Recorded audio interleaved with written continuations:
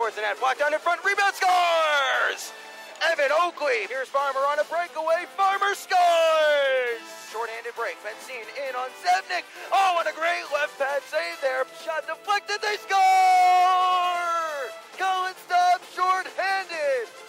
You're listening to Wildcats Hockey, presented by Armored Roofing on the Wildcats Broadcast Network. After a de facto doubleheader last night that saw the Wildcats take 3 of 4 available points and move into second place, your Wildcats are back at it tonight here in Hidalgo, Texas at the State Farm Arena. Hello everybody and welcome to the broadcast. Ben Horner with you on FastHockey.com and the Wildcats Broadcast Network for what's sure to be another exciting, closely contested edition of Wildcats Hockey presented by Armored Roofing. Tonight's contest will see the Wildcats take on the Rio Grande Valley Killer Bees. These two teams will be concluding their 8-game season series. The Wildcats have already clinched the season series win, so to speak. They are 5-1-1 against these Killer Bees, and last night saw the Wildcats finish out the continuation of that game from December 13th that was suspended due to unplayable ice conditions. They claimed a 4-0 win. Things did not go the same way in that second contest, that full contest, the regularly scheduled contest, as it were. They fell behind 1-0 in the first period on a power play goal, and then a shorthanded tally by Stathis Soumalides put the Wildcats in a 2-goal hole. However, they were quick to climb out of it. Tommy Apap pulled them within one, and then Jake Townsend with a big blast from the blue line in the last minute and a half plus of the third period sent that game to overtime. The Wildcats had chances to win it in the extra session. Unfortunately, they came up a little bit short. Evan Oakley was robbed at the doorstep with a great stick save by Ben Johansson, and then back the other way a few moments later, it was Kevin Clare getting the game-winning goal for Rio Grande Valley. But all in all, 3 of an available 4 points, moving into second place in the South Division. Not a bad night for the Wildcats here in Rio Grande Valley. Let's set the stage. The Wildcats come into tonight's contest 38-14-4. They've tied a franchise record for wins in a single season set in 2007-2008. They are 15-8-3 on the road and 35-13-4 in the South Division. They currently sit in second place, 2 points ahead of the Topeka Roadrunners, although we should mention that the Wildcats, who had games in hand on Topeka and Lone Star for the majority of the second half of the season, now have played 1 game more than Topeka. That'll even out by the time the Wildcats wake up on Monday morning, as Topeka plays a Friday-Saturday. The Wildcats obviously playing this Thursday-Friday set here in the State Farm Arena. So the Wildcats currently still controlling their own destiny. They know that if they take care of business tonight and Tuesday, and then even in Lone Star next weekend, they will be exactly where they want to be, and that is finishing the season in first place in the South Division. But they'll have to take care of business here tonight against a Rio Grande Valley squad that is just as hungry for these 2 points. Rio currently sits in 5th place in the South Division. They have 56 points, 1 more than with the Wenatchee Wild. Rio Grande Valley 23-24-10, but they're 14-9-4 at home. Stronger in this building than they are on the road, as many teams are in the South Division, and indeed all across the North American Hockey League this season. Really, play has been dominated by the home team throughout the year, throughout the league. However, the Wildcats have 15 wins on the road. That's the most of anybody in the South Division. They have the best win percentage of anybody in the South Division as well on the road. They'll be looking to keep that hot momentum moving here tonight. But after talking with Wildcats head coach John LaFontaine, after he had had a little bit to digest from that disappointment of losing in overtime, his basic takeaway was that he was very proud of the way the Wildcats battled back. Both teams were getting very tired, very leggy, and once you fall behind to Rio Grande Valley, especially when they're at home, and they have the benefit of the last change ensuring they get the matchups they want, they make it very difficult to generate really anything on offense. They'll clog up the neutral zone, they'll clog up their defensive blue line, and make it real difficult to gain the offensive zone. The Wildcats kept plugging away at it, thanks mostly to the efforts of Bolio Staub and Nikita Litviak, and eventually they were rewarded for their persistence and their efforts as Jake Townsend picked up his 40th point of the year and 14th goal with a big blast from just inside the blue line to send it to overtime. Of course, I also asked Wildcats head coach John LaFontaine if he was content or happy or pleased to learn over the last few weeks that his team is capable of playing from behind, and his basic sense was, well, yes, it's good to know, but we don't want to have to do that. He wants his team to be able to prove that they can play with confidence in the league, in the lead, and that they can close out games when they are winning. He alluded to those games back in Topeka, the game back in Lone Star at the end of January, when the Wildcats held the lead at one point, particularly in Topeka. They held the lead very late, wound up losing in overtime night one, held the lead late again, wound up allowing Topeka to get back and tie that contest to send it to overtime that next night. We'll see how big those 3 points that the Wildcats allowed Topeka to grab that weekend will wind up being at the end of the year. But he wants to see his team play with the lead. The first goal is going to be absolutely huge this evening. As I mentioned, Rio Grande Valley much stronger when they have the lead. When they score first, they are 13-5-5 on the season. As the Wildcats, when they score first, for their part, have a much stronger record as well. They are 34-1 when they find the back of the net first. But why is it so important to get that first goal? Well, as I mentioned, Rio likes to clog things up, and what the Wildcats are going to have to do to try and set the tempo and set the pace in this one is they're going to have to be quicker on the breakout in their own zone. It's something that we've seen from the Wildcats a couple of times over the last few weeks. It's something that we saw burn them a little bit back in Corpus Christi last Friday when they kind of invited pressure on themselves because they weren't quick enough and they weren't decisive enough on the breakout pass by the defenseman. In video sessions this morning, Wildcats head coach John LaFontaine and assistant coach Chris Saransky really honed in on wanting the defenseman to make a quick, decisive first pass and move the puck up the ice. This is a Wildcats team that can outskate most teams in this North American Hockey League when they're running on all cylinders and when they're in high gear. If they can kick into high gear early on, it could mean good things for them tonight. The other thing to watch out for tonight is the second period. Oddly enough, Rio Grande Valley, who has kept it very close in the first and third in terms of scoring, getting outscored 42-64 in the second period of games this season.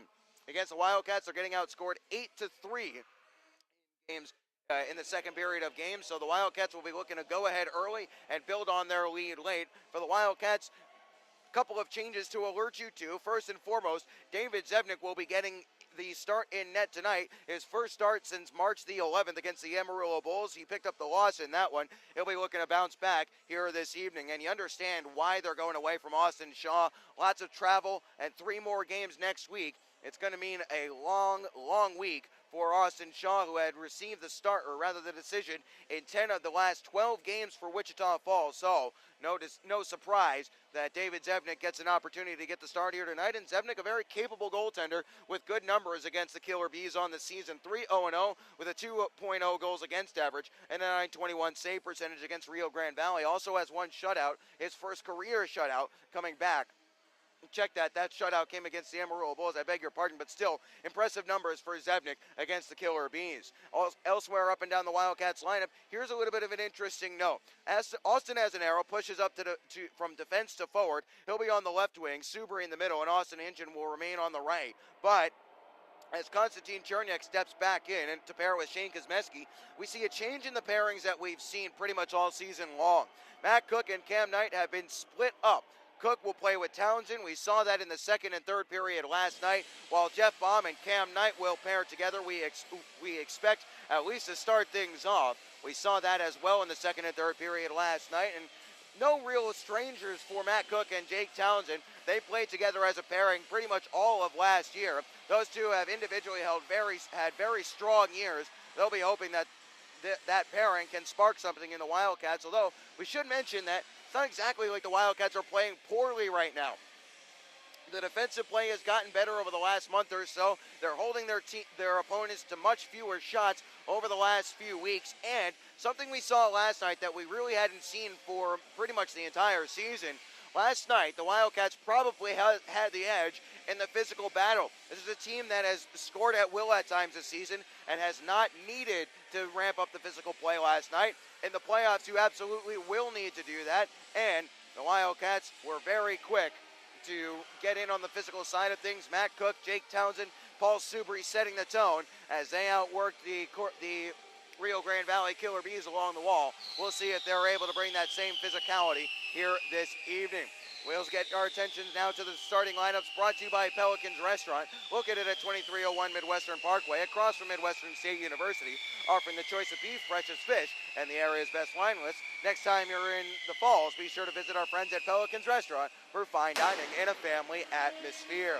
Starting lineups first for the visiting Wichita Falls Wildcats. On the left wing, it's Austin Bolio. He's got 52 points on the year on 22 goals and 30 assists, standing at 5'9", 170 pounds. Bolio hails from Coral Springs, Florida, and is committed to Alabama Huntsville. Centering will be Colin Staub, leading the team with 57 points, 24 goals, and 33 assists for the Colorado Springs, Colorado native. The Air Force Academy commit, standing at 6'1", 195 pounds. Is a 94 birth year, has played in all 56 games played thus far for the Cats. On the right wing is Nikita Litviak, wearing number 25, 6'1", 190. Out of Moscow, Russia, 31 points on the year on 11 goals and 20 assists in 54 games played for Nikita Litviak, the 95 birth year.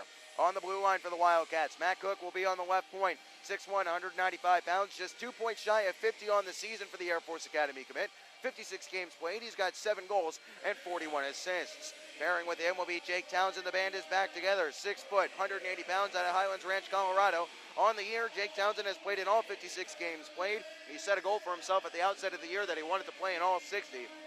He's got 40 points on the year and 14 goals and 26 assists. And starting in net, David Zevnik, 5'11", 160, out of Lakeville, Minnesota. The 94 birth year is 13-7-1 with a .288 goals against average and an .894 save percentage. Head coach of the Wildcats is John LaFontaine. In his first season, the assistant is Chris Saransky in his second season. Now the starting lineups for the Rio Grande Valley Killer Bees. On the left wing, it's number 17, Cam Bleck, 5'9", 170, out of Lake Forest, Illinois. Bleck on the year was acquired mid-season from the Johnstown Tomahawks. 30 points on 16 goals and 14 assists. Centering will be Elliot Lorraine. 21 games played for Elliot Lorraine, wearing number 18, 5'9", 175, out of Stockholm, Sweden. He's got 3 goals and 8 assists for 11 points on the season. On the right wing will be Dallas G-Rads. 56 games played, 20 goals and 10 assists on 30 points for Dallas G-Rads. G-Rads hailing and wearing number 8. G-Rads from Blaine, Minnesota, standing at 5'9", 175. On the blue line for Rio Grande Valley, on the left side will be Evan Bell, wearing number 2. 56 games played, 15 points on 4 goals and 11 assists. Bell out of Livonia, Michigan, 5'11", 190, and a 97 birth year. Pairing with him will be number 10, Jack Weiss. 47 games played on 9 assists. That's 9 assists, his only points on the year. Weiss, standing at 5'11", 170, hails from Bloomington, Minnesota. And starting in net will be number 30, Ben Johansson, the big Swede, 6'2", 185. On the year, he's 14-8-5 with a .261 goals against average and an .895 save percentage. Head coach of the Killer Bees is Joe Coombs in his second season. Assistant coaches are Brad Lutch and Josh Brown. That'll do it for the Pelicans Restaurant starting lineups, and that will wrap up our pregame show. We'll step aside. When we come back, we'll have the opening face-off from State Farm Arena here in Hidalgo, Texas. Wildcats hockey presented by Armored Roofing gets underway just after this on the other side of the break here on FastHockey.com and the Wildcats Broadcast Network.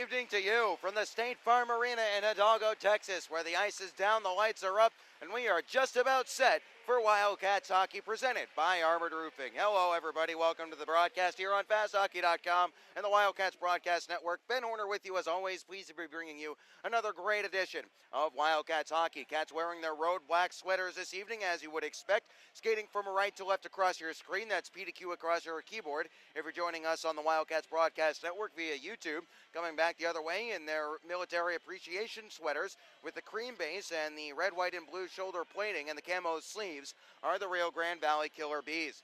That is Q to P across your keyboard. Starting off for the Wildcats, we will see Bolio, Staub, and Litviak. Starting off for the Killer Bees, we'll see Bleck, Lorraine, and G-Rads. On the blue line for the Wildcats, Matt Cook and Jake Townsend with David Zebnik in net. It'll be Ben Johansson in the cage for Rio Grande Valley with Nilsson and Cummings, this starting, check that, Nilsson and Van Tile, the starting defensive pairings.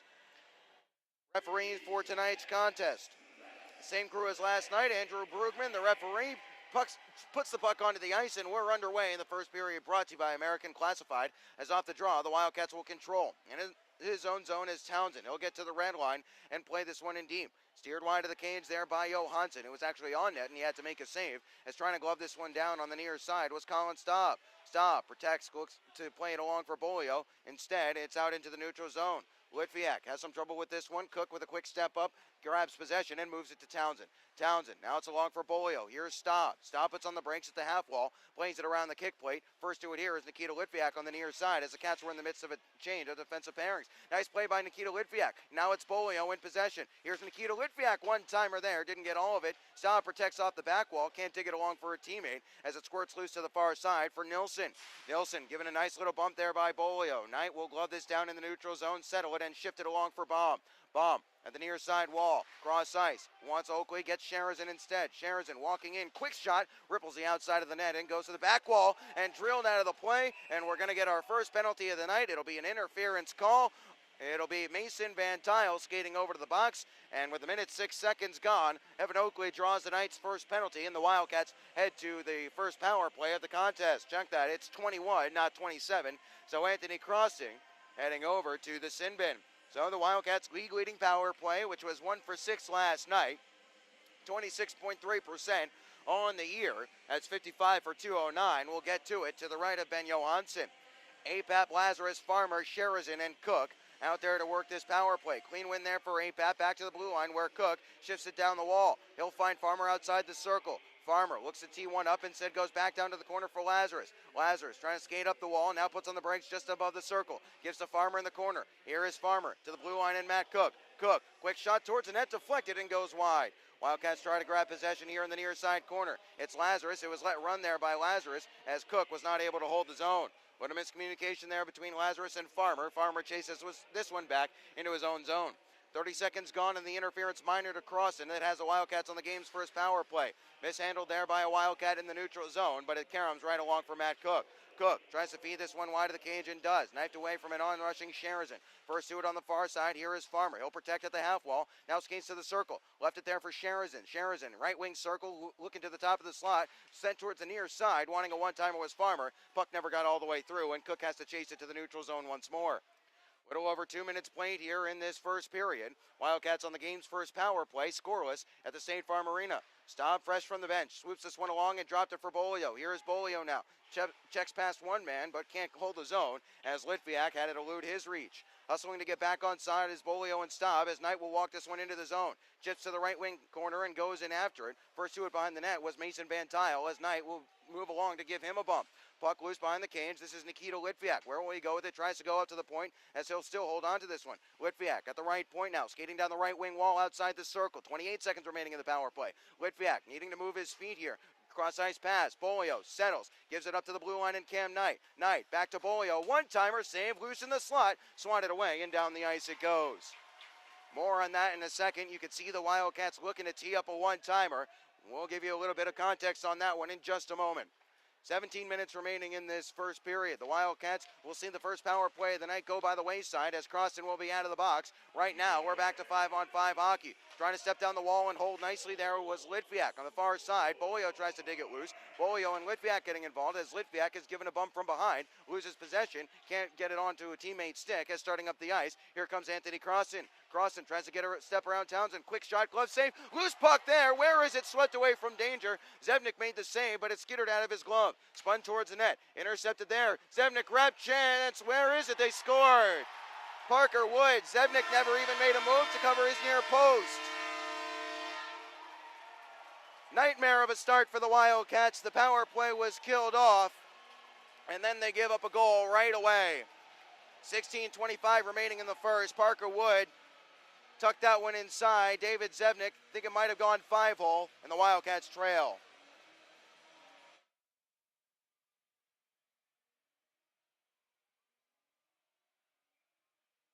David Zevnik getting an opportunity to start here tonight. The first shot of the game, he flubbed it, and the second one, he wasn't equal to the task. So the Wildcats, who had put such an importance, this will go for icing here, and we'll get the whistle with 16:15 remaining in the first. So the Wildcats, who had placed such an importance on getting a strong start and getting the first goal, get let down at the back in the defensive zone. So they'll have to get right back to it. The comeback Cats, can they do it again? 16:15 remaining in the first, but Rio Grande Valley has the Wildcats right where they wanted. To take the draw here.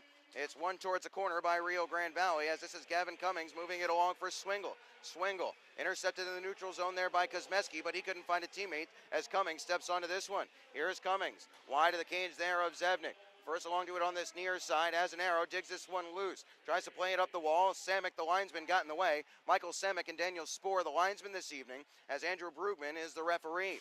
Into the defensive zone of the Wildcats. This was Jeff Baum moving it quickly along for Kosmeski. Kosmeski chips it along and gains the zone. Puts on the brakes at the half wall, left behind here, then thrown down to the ice. As in the neutral zone, it's Baum once more.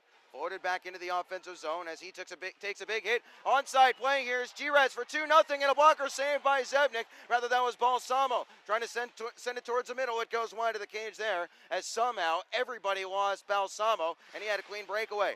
Now it's Lazarus up the ice. Onside play. Skates to the wall, waits for reinforcements. Into the slot for Albrecht. It was behind him. Baum the first to it here in the corner. Behind the net he wanted APAP. It was too soft and intercepted. Connor Wood got to stick to this one. It'll slow it up and see it come up short of icing. The Wildcats just inches away from being 2-0 down before we even hit the 5-minute mark. Cam Knight not able to get this one loose. Here's Elliot Lorraine, a man in the middle, feeding towards the front there. Wanting it was Balsamo, but intercepting on the far side was APAP. Here is Lazarus. Now it's Albrecht. Albrecht floats it towards the cage, and it's punched wide there by Johansson as we tick over the 5-minute mark of this first period.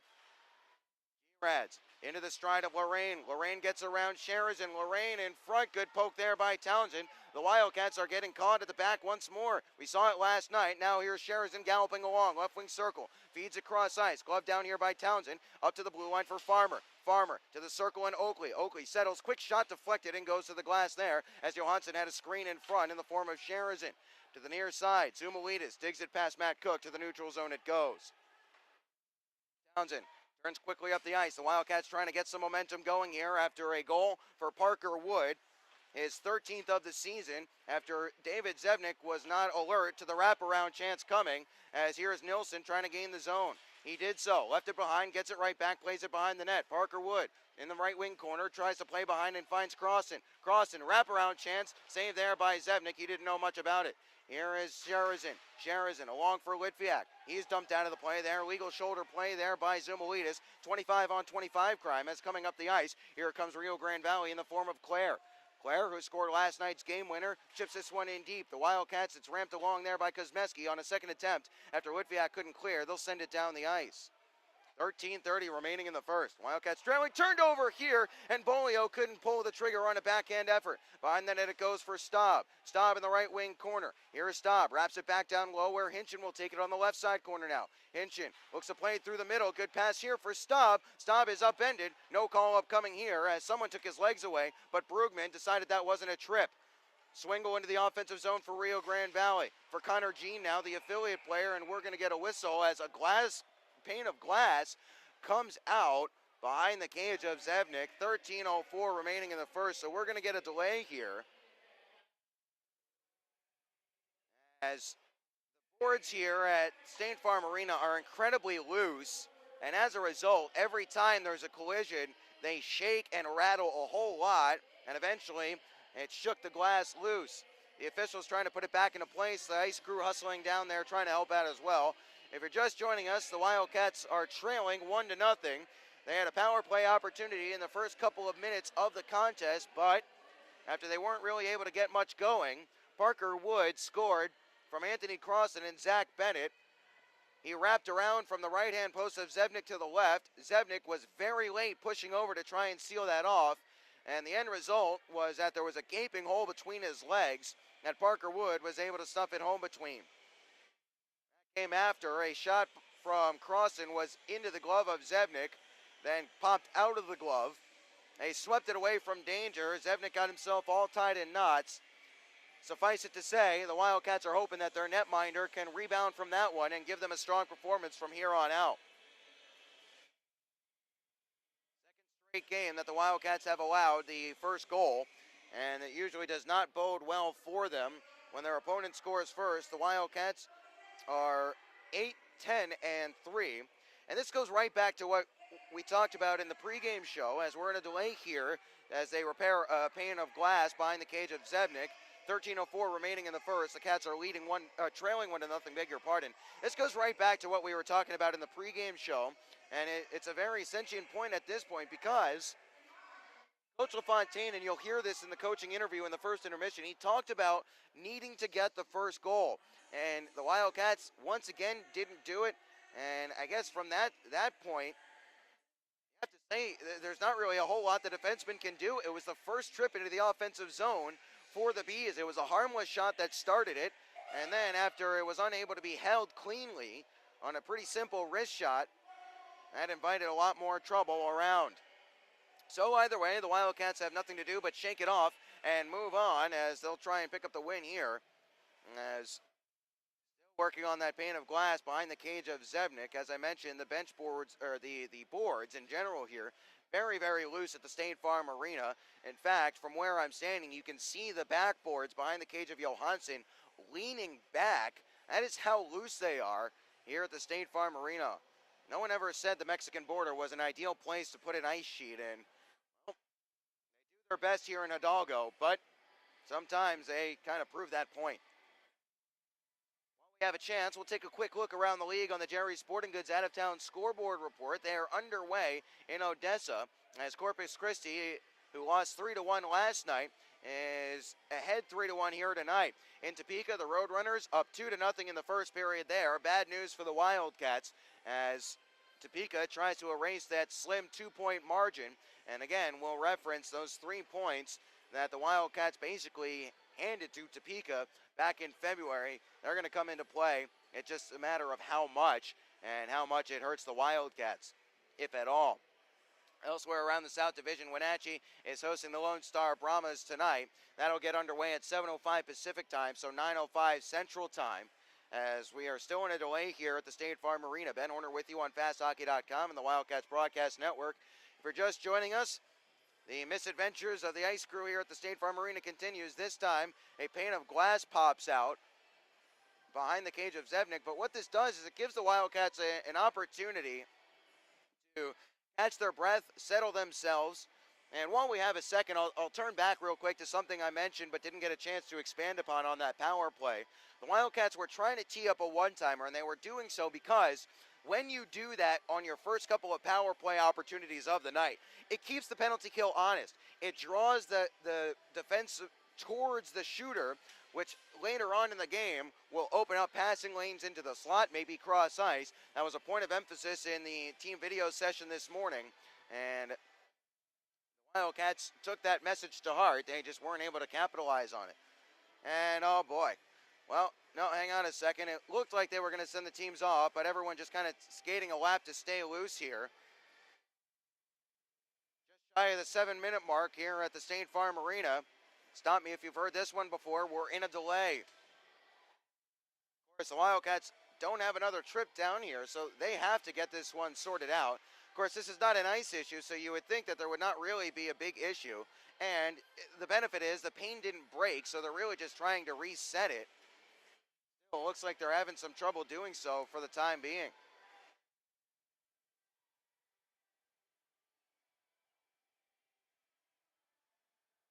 Both teams kind of milling about, trying to stay loose, trying to stay warm.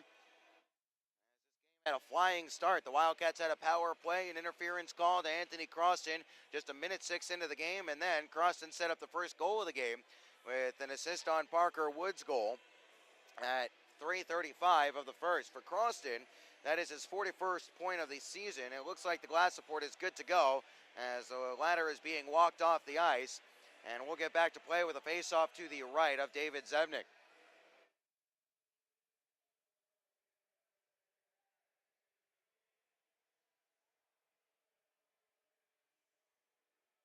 Mazanero, Subri, and Hinchin out there for the Wildcats with Chernyuk and Shane Kosmeski. Finally, we are set to go once more. Rio Grande Valley will get back onto their bench and send their starters, or I shouldn't say their starters, they'll send their crew out there. Weiss and Bell, the defensive unit, late getting on, but the change is allowed. Wood, Croston, and Zoumalidis, the forwards, as we're back to play here after that brief delay out of that glass support issue. Turned over, a quick shot, save, rebound is spilled dangerously. Zevnik is having trouble seeing the puck in the early stages of this contest. That was a weak shot from the boards, and he couldn't catch it cleanly. It's caroming down the ice. Chernyuk has Zoumalidis draped all over him as he'll angle over to the corner and try to bump him off it. Too easy on that win. Up to the blue line, Bell shot, kick save, rebound, hits the post, they score! 12:41 remaining in the first. It's 2-0 Bees. Chernyuk let Zoumalidis beat him to the puck. Zevnik kicked out a big juicy rebound. Second attempt hit the post, and then it was turned into an empty net.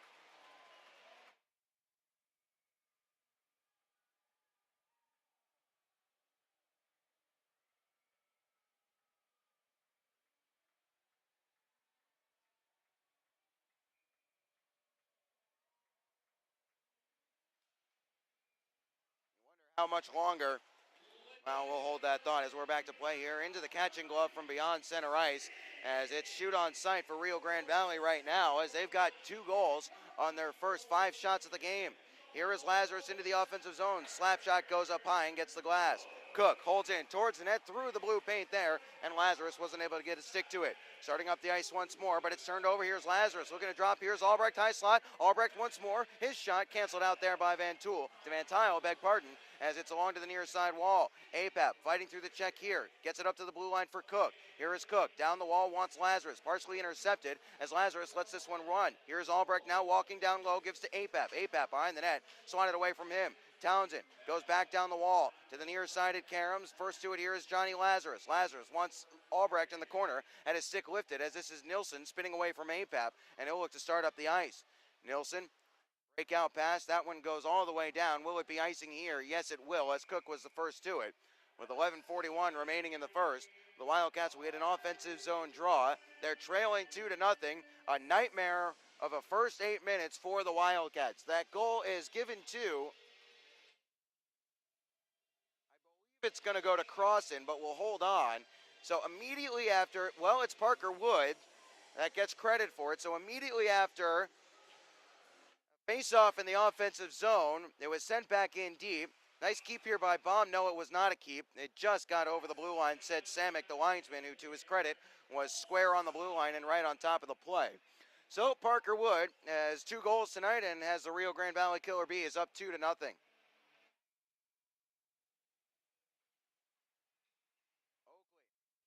One free. Here is Bennett. Shot steered wide there on the stick of Zevnik. Now it's Swingle. Behind the net, Farmer tries to move it along for Oakley on the far side. Oakley hard up the ice. Sharazin will punch this one to the wall. Gets sealed off the play there. Knocks it into the offensive zone, but Farmer can't reach this one. Evan Bell forced back a little bit farther as the tenacious forecheck of the Wildcats is trying to get something going here. Knight, good keep. Spun towards the net, wide of the cage. Garams along to this near side wall. just outside the hash marks. It's Sherazin, tries to go back in front for Farmer, swept away from Oakley as well, as Swingle will start up the ice once more. Here is Swingle. Baum will face up on him, so Swingle chips this one in deep. Knight the first to it behind the cage. Here is Cam Knight. Quick pass along for Oakley. Oakley dragging through the neutral zone now, and he'll chip it into the offensive zone and start up a change. 10:45 remaining in the first. Wildcats are trailing 2-0. Headman pass, getting a stick to it there was Guy Robbie. That negates the icing as Kosmeski has some trouble with it there. It's left behind, but Litviak worked it along. Turned over. Blind pass to Van Tile in the neutral zone, and the Wildcats cannot be doing that here right now. Blind passes up to the middle of the blue line. That's a really bad way to try and get back into a game. Anyway, Staub has it in the neutral zone. Touched it along. Litviak onside play. High slot. Litviak toe drag shot. And he flashed it just wide of the cage. He had some room there, and I think he had Johansson beat. 10-10 remaining in the first. Well, that's why you put up with some of the other things from Litviak. Here's Connor Wood. Big slap shot. And again, Zevnik steers it wide. Follow-up chance. And it goes wide off the stick of Balsamo. Litviak, a dynamic offensive player when he wants to be, when he's engaged. Wheeling into the offensive zone for Rio Grande Valley. Tries to cut towards the middle, and he's forced away there. Nice play by Matt Cook and Zevnik, who had his post sealed. Now it's Austin Azanaro. Azanaro hit hard on the shoulder. Wildcats unable to clear the zone, but they will clear the zone as it'll be a hand pass that blows play dead with 9:41 remaining in the first. Cats are trailing 2-0. Parker Wood from Anthony Crossan and Stathis Zumalitis at 3:35. And Parker Wood again from Zumalitis and Evan Bell at 7:19.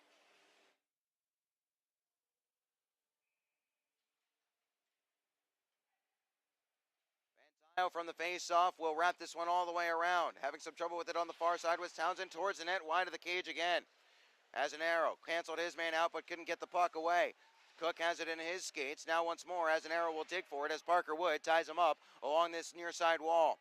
Matt Cook will take this one and move it quickly along for Townsend. Townsend, he'll float it up the ice. Van Tile took it away there from Azanaro, but skating onto a loose puck is Subri. Subri protects, now towards the net, and it's covered up there by Ben Johansson. 9:10 remaining in the first. The Wildcats are trailing 2-0 as they'll have an offensive zone face-off upcoming here. As stepping onto the ice is Albrecht, Apap, and Lazarus. Rio Grande Valley, when scoring first, 13-5-5. Last night's contest, which the Wildcats managed to force overtime in. We're behind 2-0 in that one.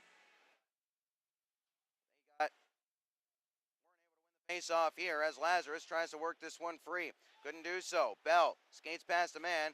Nice poke check here. Apap with Lazarus in the middle. Apap shot saved there by Johansson, and we'll get the whistle. Apap with a little shoulder fake on the pass and then went for the shot. 8:55 remaining in the first. Say this for the Wildcats. Their forecheck is incredibly tenacious. Right now, they're forcing turnovers. That's something that they were successful at last night. They'll try to keep that working because that's generating some offensive chances. Of course, and the more they keep the Bees out of their zone, the better off they are. Clean win back to Baum at the blue line. Baum towards the net, sticked up and goes to the glass. Played by a high stick by Nilsson. No call up coming here. Not sure how Brugman let that one go. It was right in front of him. Anyway, we'll continue as having some trouble with it in front of his own bench was Bennett, as the ice is pretty poor already here tonight. Back behind the net for Connor Jean by Swingle. Swingle pulls it along here. Swingle. Now it's Connor Jean. Jean on the far side, banked up to the wall. Cummings sends it right back down low. Baum reaches it there, but it's taken and played up to the point by Rio Grande Valley. Van Tile towards the net. Puck is loose. It's still loose, and we get the whistle. And Zevnik got lucky there. Brugman lost sight of it. It was still loose, and that was inches away and about a half second away from being 3-0 because it was either Jean or Swingle who was ready to pull that one free and put it home. A lot of traffic in front on that one. Hard for Zevnik to track that puck cleanly. Anyway, face-off will be to Zevnik's left. As pulling it free off the face-off was Evan Oakley. Oakley out-battled there by Roby as Farmer clears only as far as Claire at the point towards the front of the net. Blocked down there, intercepted by Kosmeski as Farmer will charge up the ice. Farmer gains his own. Offside play here as Sherazin wasn't able to keep his skate on the blue line. 8:03 remaining in the first period, and it's been a first period that the Wildcats are going to want to forget. They trail 2-0 here. 2 goals from Parker Wood off a couple of less than optimal plays in the defensive zone by the Wildcats and their netminder. 8:03 remaining in the first. Trying to shake it off and move on here with a quick goal are the Wildcats, as if they can pop one against Rio Grande Valley, might get a couple of thoughts in the Bees' head. Off the face-off, though, this is into the neutral zone. Farmer got it onto the stick of Oakley. Oakley fanned on the pass, and Kosmeski chases it back into his own zone. Kosmeski, now Chernyuk, touched it along for Sherazin. Sherazin for Chernyuk, as Chernyuk gets out-dueled once more. Here's Parker Wood walking into the zone as it's floated along to the far side wall. Van Tile the first to it there. Rather, that was Croston, 21, not 27. Croston has it, looking to tuck it out in front. Knocked towards the corner. The Wildcats getting outworked in the defensive zone right now as Croston plays it towards the middle. Nilsson off the wall, sends it back wide of the cage. Croston first to it there, touches it in front. Wanted Zumalitis. It was intercepted by Kosmeski. Kosmeski, his pass intercepted as well as Sherazin has to chase this one back. G-Rats has it knocked away from him there by Farmer, but G-Rats the first to it behind the net. 7:10 remaining in the first. Loose behind the cage was Kosmeski. It's loose in front, shot save. It's still loose. Reaching for it is Zevnik, and it was punched away. Penalty upcoming, and it's going to be against Kosmeski. Holding is the call. 7 minutes even remaining in the first. Cats trailing 2-0, and they take a penalty. It's Shane Kosmeski skating over to the box as the Wildcats will head to the Gilmore's Collision Center penalty kill for the first time tonight.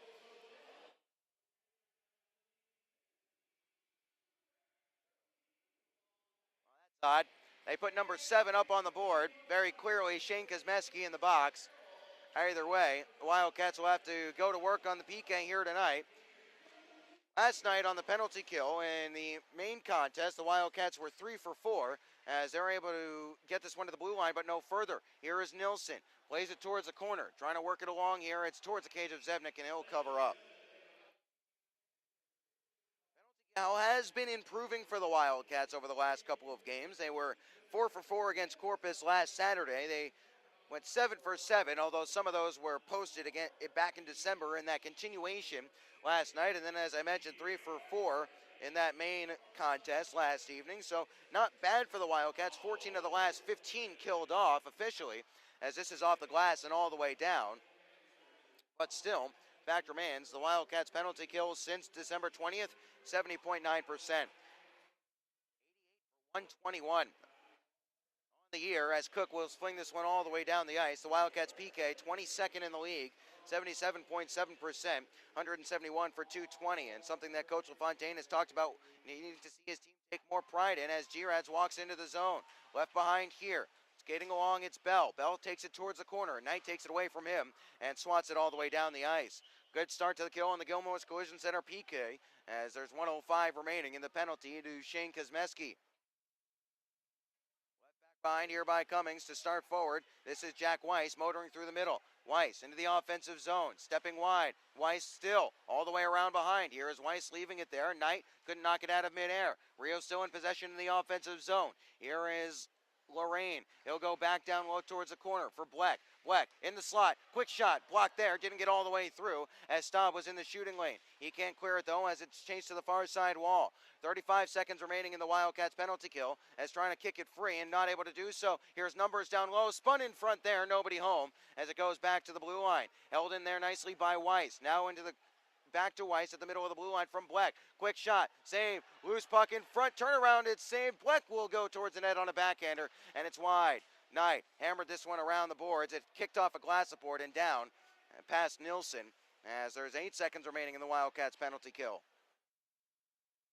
5:05 remaining in the first. Wildcats trailing 2-0 on a pair of goals from Parker Wood. If that's all they give them tonight, then that'll be all right, but they shot themselves in the foot a couple of times as out of the box is Kosmeski. This will go for icing with 4:58 remaining in the first period.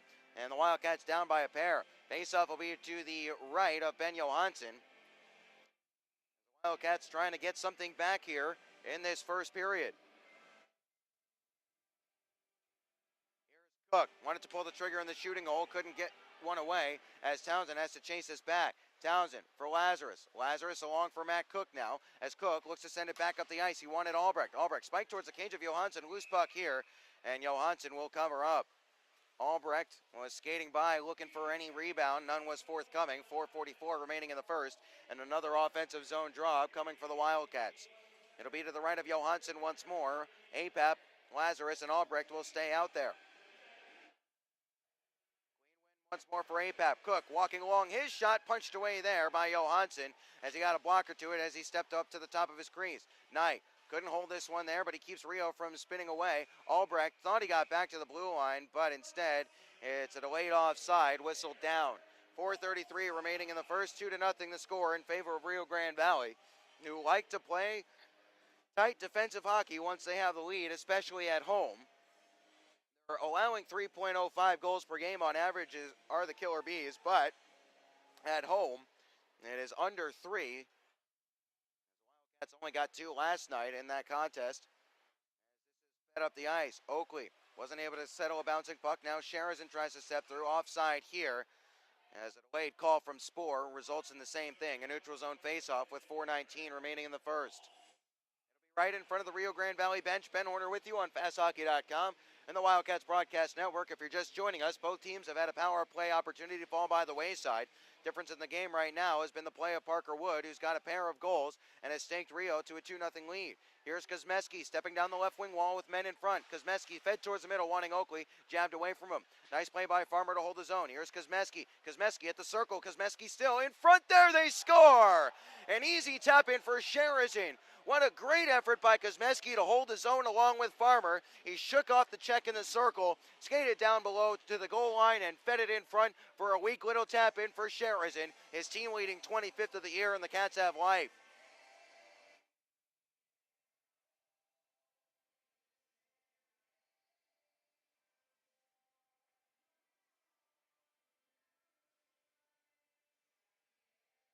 Cats get some life. They get a goal late in this first period, which is exactly what the doctor ordered. 4 minutes remaining, as getting his team leading 25th of the year, and point number 47 was Kevin Sharazin. Off at center ice. Here is Kosmeski once more. Pass to the neutral zone. Here's Litviak charging forward. Litviak along for Bolio. Spiked away from him as Chernyuk was coming to the bench for a change. Instead, Connor Wood will walk into the zone. Wood in the right wing corner with his blonde hair flowing behind him. His pass was intercepted as Kosmeski will play this up the glass. Here is Bolio. His pass into some skates, kicked along here, and it lands on the stick of Weiss. Weiss charging up the ice now. Here's Balsamo, but it's offside on Connor Wood. Bit of a break there as Balsamo had a head full of steam. There was a man back, but Balsamo was getting ready to try and dance around him. 3:24 remaining in the first period. The Wildcats have cut into the deficit. It is now 2-1, as it should be Sharazin from Kosmeski and Farmer. For Farmer, that'll be point number 50 on the year, making him the third to get that. Lost out of the draw here will be Lorraine. G-Rads and Azanaro were jostling here. Finally, Lorraine concedes, steps out of the faceoff dot, and the Wildcats will win this one. Here is Cam Knight, stepping up to the red line and plays it around the right wing boards. All the way around behind it goes. Johansson stops it there and swats it along, as trying to move this up the ice was Cummings. Into the skates of Cam Knight. He'll find it in his own zone. Under some pressure here, turned it over. Here's Lorraine. It swords the net, and it's wide of the cage. Baum swats this one away from danger, only momentarily, though, as an arrow can't clear. Cummings towards the net, deflects in front there, and goes wide. G-Rads first to it on the far side wall. Tied up behind the net there by Baum. Trying to step free is G-Rads. Baum has a stick in there as well, as Cam Knight watches Bleck take this one. Bleck towards the net, steered wide of the cage there. Loose puck is picked up by Subri. He'll glass this one all the way down. It'll come up short of icing, though, as it skitters just to a stop at right above the red line. Claire back to this one here as an arrow gives him a good bump. Hinchin settles in the neutral zone here and jabs this one back in the last 2:30 of a first period. That sees the Wildcats trailing 2-1. APAP towards the middle there. Loose puck skittering around. Stepping onto it was Lazarus. Lazarus in the corner. He'll protect. There's 2 pucks on the ice. What the heck happened there? Play had to be blown dead by Brugman because there was 2 pucks on the ice. Get it together, Rio. 2:20 remaining in the first. Faceoff will be to the left of Johansson. The Wildcats were cycling in the offensive zone. I don't know if that one fell out of a pocket, if someone threw it onto the ice. But either way, play had to be blown dead. I have no idea where that puck came from. All of a sudden, it was just kind of there. Anyway, APAP with an offensive zone draw. This one he can't win, as this is Weiss, put under pressure by Albrecht. Off the boards, into the neutral zone, it escapes for Townsend, as Townsend will look for a pass up the ice. Instead shifts it along for Matt Cook. Cook, back cross ice, wanting Apap. Apap jabbed it along, but had it spiked away from him. He tumbled down to the ice as Jake Townsend takes it in his own zone. Quickly up the ice for Albrecht. Albrecht couldn't handle this one cleanly, as that allows Croston to step into the offensive zone. Apap lost his stick. Digging it loose here was Albrecht. Albrecht lost his stick as well. How is that not a slash? Brugman, oh my goodness. Anyway, Albrecht got his lumber back, got the puck back, and plays it into the middle for Lazarus. Too soft for Lazarus, though, as this is Cam Black twirling up the ice. Black into the offensive zone. Cook will step in front of him and try to tie things up. 1:35 remaining in this first period. Trying to dig it loose here is a two-a-side battle as G-Rads is in there along with Matt Cook. Cook trying to move it along. Albrecht getting involved here on this near side as well. Worked loose here for Farmer. Farmer dropped it for Townsend. Townsend back along for Farmer. Farmer has to protect here in front of his own bench. Wildcats are in the midst of a change as Cook will try to skate to the red line here. Had some trouble with it. Farmer back cross ice for Townsend. Nice step there by Townsend. Could have been dangerous, but here's Sherzan down the middle. His shot saved. Rebound is spilled. Nobody following up there as Farmer couldn't get it first. In the neutral zone, here is Evan Oakley in the last minute of play in the period, brought to you by La Quinta Inns and Suites. Oakley can't dig it free. Sherzan getting involved as well, as this is onto the stick of Kosmeski. Kosmeski, now Sherzan. Now it's Oakley into the offensive zone. Quick shot, goes wide of the cage there, partially canceled out on the back check by Bennett. 43 seconds remaining in this first period. Wildcats are down 2-1, but they just got a goal from Kevin Sherzan that has them within one. Kosmeski floats it to the back glass. Sherzan there behind the net. Looks to spin out in front. Loose puck there off the stick of Johansson. And starting up the ice, here is Evan Bell. He'll get to the red line. Play this one wide of the cage of Zevnik. Zevnik moved it along there for Kosmeski, who chipped it softly for his deep partner in Chernyuk. Chernyuk softly along there. Couldn't find a teammate, but it eludes everybody and gets to the neutral zone in the last 15. Here is Chernyuk. Now it's Kosmeski. Kosmeski up the ice for Bolio. Bolio tries to go into the stride of Litviak. Litviak lost out as well. 4 seconds remaining in the period. Into the neutral zone it goes. Towards the net there from Baum, and that'll do it in the period. So, 20 minutes in the books. The Wildcats trailing 2-1. A nightmarish start for the Cats in their own defensive zone. First shift for the Killer Bees yielded a goal after Zevnik was not quick enough to seal off his left post on a wrap chance for Parker Wood. Parker Wood then made it 2-0 later on, but Kevin Sherzan has pulled one back from Shane Kosmeski and Nick Farmer at 15:59 of the first to make it 2-1. We'll step aside when we come back. We'll hear from Wildcats head coach Sean LaFontaine, as we'll have the intermission report coming your way here on FastHockey.com and the Wildcats Broadcast Network when Wildcats Hockey presented by Armored Roofing returns.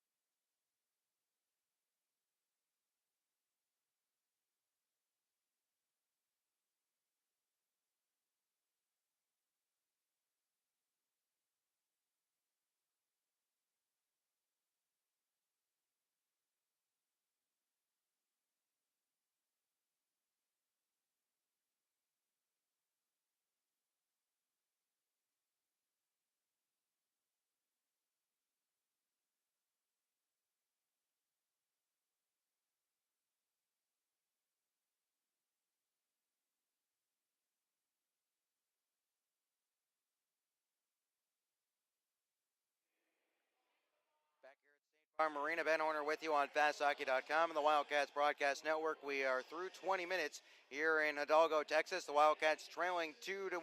However, after they were down 2-0, Kevin Sherzin gave them some life on his team-leading 25th goal of the season from Shane Kosmeski.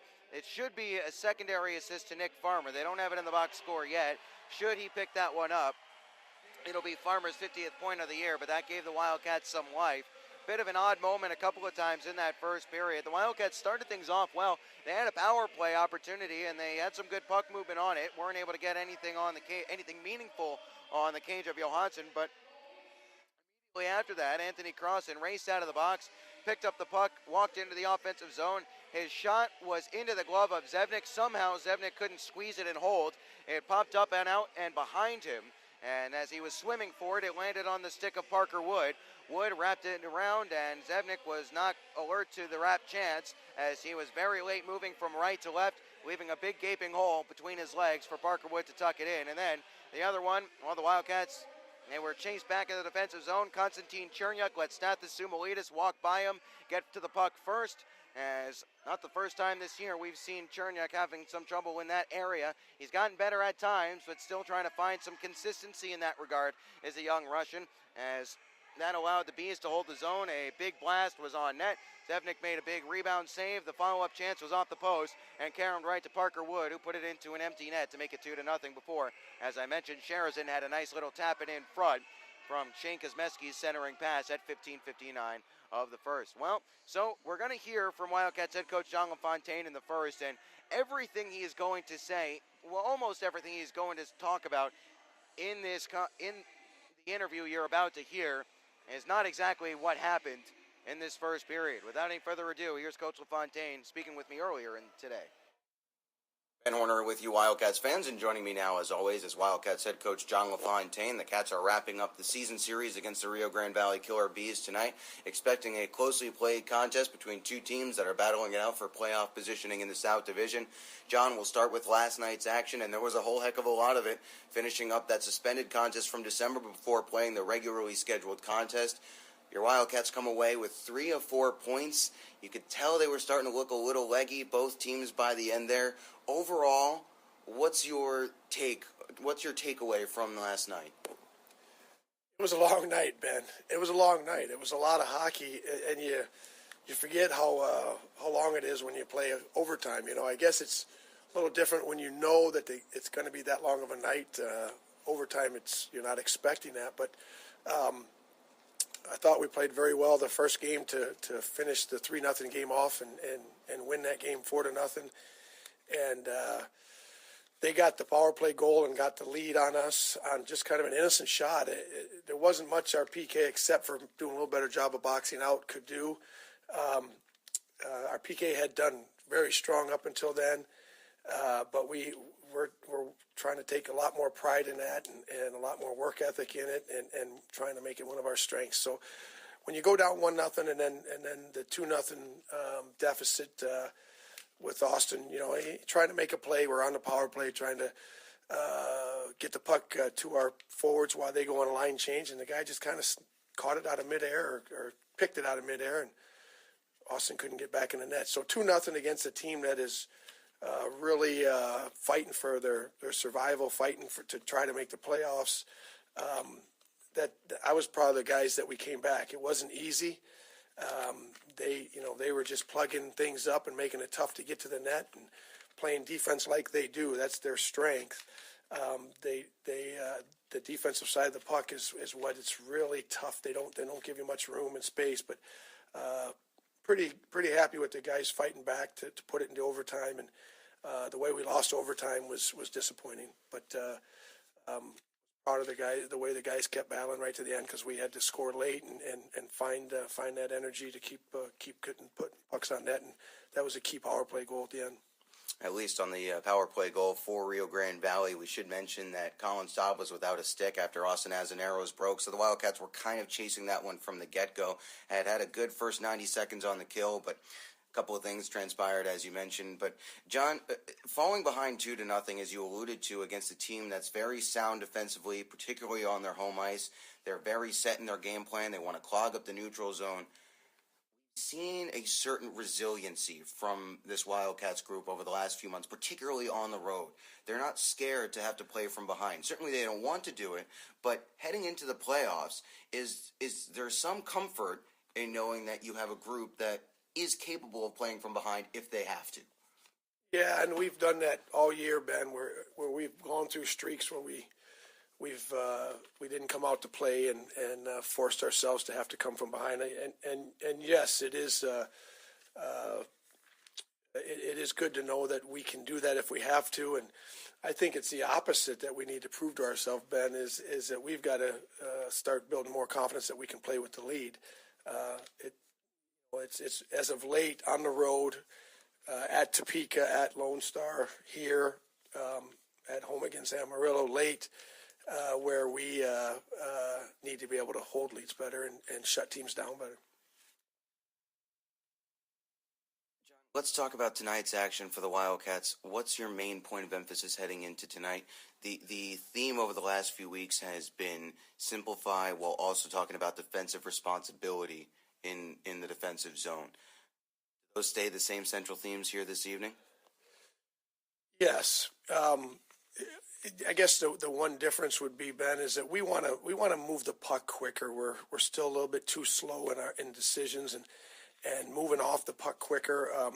We've got to play at a faster pace, starting from our breakout and then of course into the offensive zone. Staub's line last night showed the rest of the units how to play in the zone and how to use areas of the ice to get the puck to, and they did it to a T. And the rest of the lines need to copy what they're doing out there, as well as continuing to get better at plugging up the mid zone and funneling into our own zone so that we eliminate the grade A opportunities. I think we've slowly in the last month here cut down the shots from our opposition, cut down the grade A's, and slowly getting into playoff mode, and we need to continue to go that way. That's another point, John. At least in terms of 5-on-5 play last night, it really never seemed like Rio Grande Valley was too much of a threat outside of a couple of moments here or there. Were you content with that? Yeah, I mean, other than when we didn't funnel in, just a couple shifts that they had the chances that we shouldn't be giving up. But other than that, everything was to the outside. We got some turnovers on them. We got some block shots when we needed to. Our guys are working and buying into what it takes to play in the playoffs and a little bit more playoff mentality. It's a different game, and guys got to put their own agenda away and their own goals away and turn it all to what the team needs. Hockey is, as many people will tell you, the ultimate team sport. You need all 23 guys moving in the same direction. John, let's step back and look at the larger picture here. Over the last month and a half, 2 months, we've talked about the buzzword has been kind of road warriors. Whoever's going to win this South Division is going to have to do it on the road for all intents and purposes, with Lone Star, the Wildcats, and Topeka having road-heavy schedules at the end. When you look at the division standings, the Wildcats have more road wins than any other team in the South Division. Has there been something you've noticed about your team's mindset that has really translated well to success on the road? Does that circle back to that idea of resiliency that we touched on earlier? You know, I don't know, Ben. I just think that we've got a bunch of guys, some veteran guys that, the guys from last year that have gone through it, that have been taught how to play the game, how to prepare properly, and they've gotten the rest of the guys on the same page. And last year's team was very successful on the road, and so those returning guys have that, I call it like a road warrior mentality, where you got to play physical, you got to expect the other team, they're going to come out and try to own their barn and try to run you out of the rink, and so teams don't intimidate us anywhere we've been. I haven't seen us been intimidated yet. In fact, last night Rio really plays physical, and I thought for the first time all year we were more physical than them, and we're on the road, bringing the play to them in a lot of parts of the game. So I don't know what the magic is. It's just that we've got some strong character guys that have kind of feeding themselves through the rest of the locker room, and guys are prepared whether we're on the road at home better now, and because it's tough. Nobody really has a great road record, and everybody has really good home records in this league. I don't care if you're in last or first. It seems like the home records are very strong with all the teams. And the physicality there. Certainly the officials tonight are going to have their work cut out for them. That game got a little bit chippy last evening, as you would expect, with two teams battling for playoff positioning. John, thanks so much for joining us. We'll step aside. When we come back, we'll take a look around the league on the Jerry Sporting Goods Out-of-Town Scoreboard Report, as Wildcats Hockey presented by Armored Roofing will continue just after this here on FastHockey.com and the Wildcats Broadcast Network.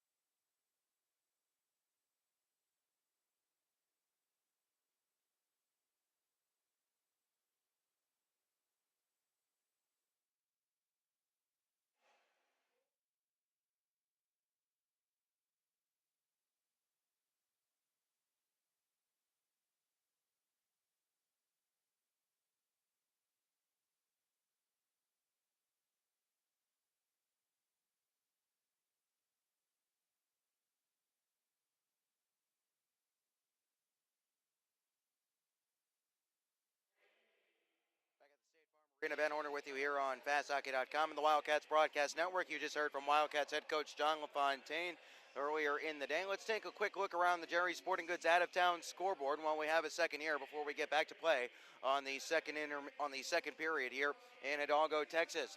Corpus Christi had been up 3-1 at the end of one period of play. It is now 3-3 after a pair of unanswered goals for Odessa. This one is in the second intermission there, as coming up with goals for the Jackalopes, who are back to a full complement of players after they had a couple of guys out due to suspension last night. Coming up with the goals, Eric Carreras and Rasmus Watson-Enbach to tie this one up 3-3. It is still 2-0 in Topeka. The Roadrunners leading over the Amarillo Bulls. Now, the Wildcats, obviously they would like to see Topeka drop points, but if Amarillo fell a little bit farther out of the playoff race, wouldn't be the worst thing in the world if they were eliminated by the time the Wildcats traveled to on Tuesday, but a lot to worry about before that can even be cropping up into the discussion. Later on this evening, in about 45 minutes, Wenatchee will play host to the Lone Star Brahmas. Lone Star currently sitting in first place in the division, trying to build on that lead, as the Wildcats are trailing 2-1, trying to overturn that deficit in the second period. We'll step aside. When we come back, we'll have that second period of action. We'll also finish up our look around the league in the media timeout next period, as there's a lot going on around the league, not just in the South Division over the final weekends of the season. Don't go anywhere. Wildcats Hockey presented by Armored Roofing will continue just after this on FastHockey.com and the Wildcats Broadcast Network.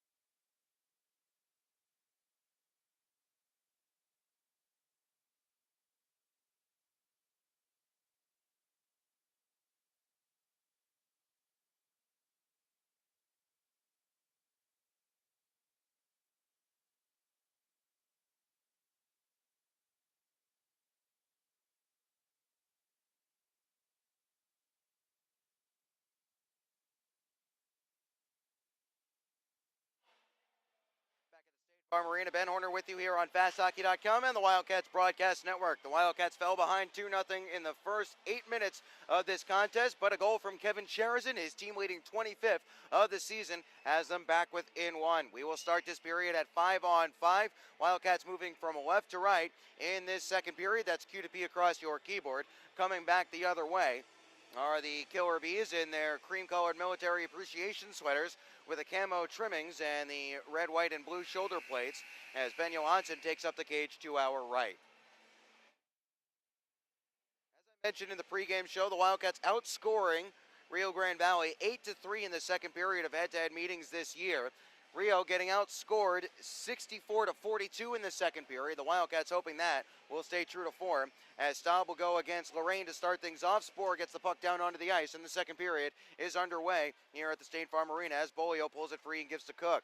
Cook, hard back to the near side. Litviak gathers and sends this one in deep, no icing as he was straddling the red line. Jack Weiss the first of this one here as Staub is on the forecheck. Litviak plays it cross ice, not sure who he was looking for there. Bolio had some room in the slot as this is left behind. Bell, soft penalty upcoming here, and it's going to be against Austin Bolio as Bell slipped, and the Wildcats are going to be called for a trip. Tripping call against Austin Bolio after Bell toe-picked behind the net. So the Wildcats are all of 28 seconds into this second period. They'll head to their second penalty of the night. We will say, in fairness, not too much protesting from Austin Bolio. However, he's a rather quiet, mild-mannered boy, that Austin Bolio, so I wouldn't expect to see him protesting too much. Anyway, the Wildcats 1 for 1 on the Gilmore's Collision Center PK are back to work. As getting out there is Kevin Sherazin, Nick Farmer, Jake Townsend, and it looks to be Matt Cook across the way. Off the face-off, held up to the point, here is Bell. Quick slap shot, blocked there by Sherazin in the shooting lane. To the near side at Karams. Bell once more, D-to-D pass. Here's Cummings, shot deflected in front, and picking up the rebound and sending it all the way down was Townsend. Johansson had some trouble with it there, but he'll corral and leave it along for Evan Bell. Bell charges through the middle of the ice now, over the red line, now into the offensive zone. Here's Bell. Bell with it once more. Townsend clears, but not out. Loose puck, swatted around there. Farmer gloves us down and swats it to the wall. Bell will hold in and give to Crossan. Farmer dug it loose but lost out on possession. Bell has it at the point. Now it's Cummings once more. Cummings pump fakes. His shot blocked there by Sherazin as he was drawn out to the top of the zone. 45 seconds gone on the penalty to Austin Bolio. A minute 15 gone in this second period. Getting away with potentially a trip was Nick Farmer as this is Cook. Now it's Farmer, 2-on-0, shorthanded. Here's Farmer, now Sherazin. Farmer scores! Short-handed, Nick Farmer, his 22nd of the year, and the Wildcats tie this one up. It became a 2-on-0, short-handed, a broken play, a poor change by the Killer Bees allows the Wildcats to streak into the offensive zone. Farmer and Sherazin play catch, and Farmer puts it home, and we're tied up once more.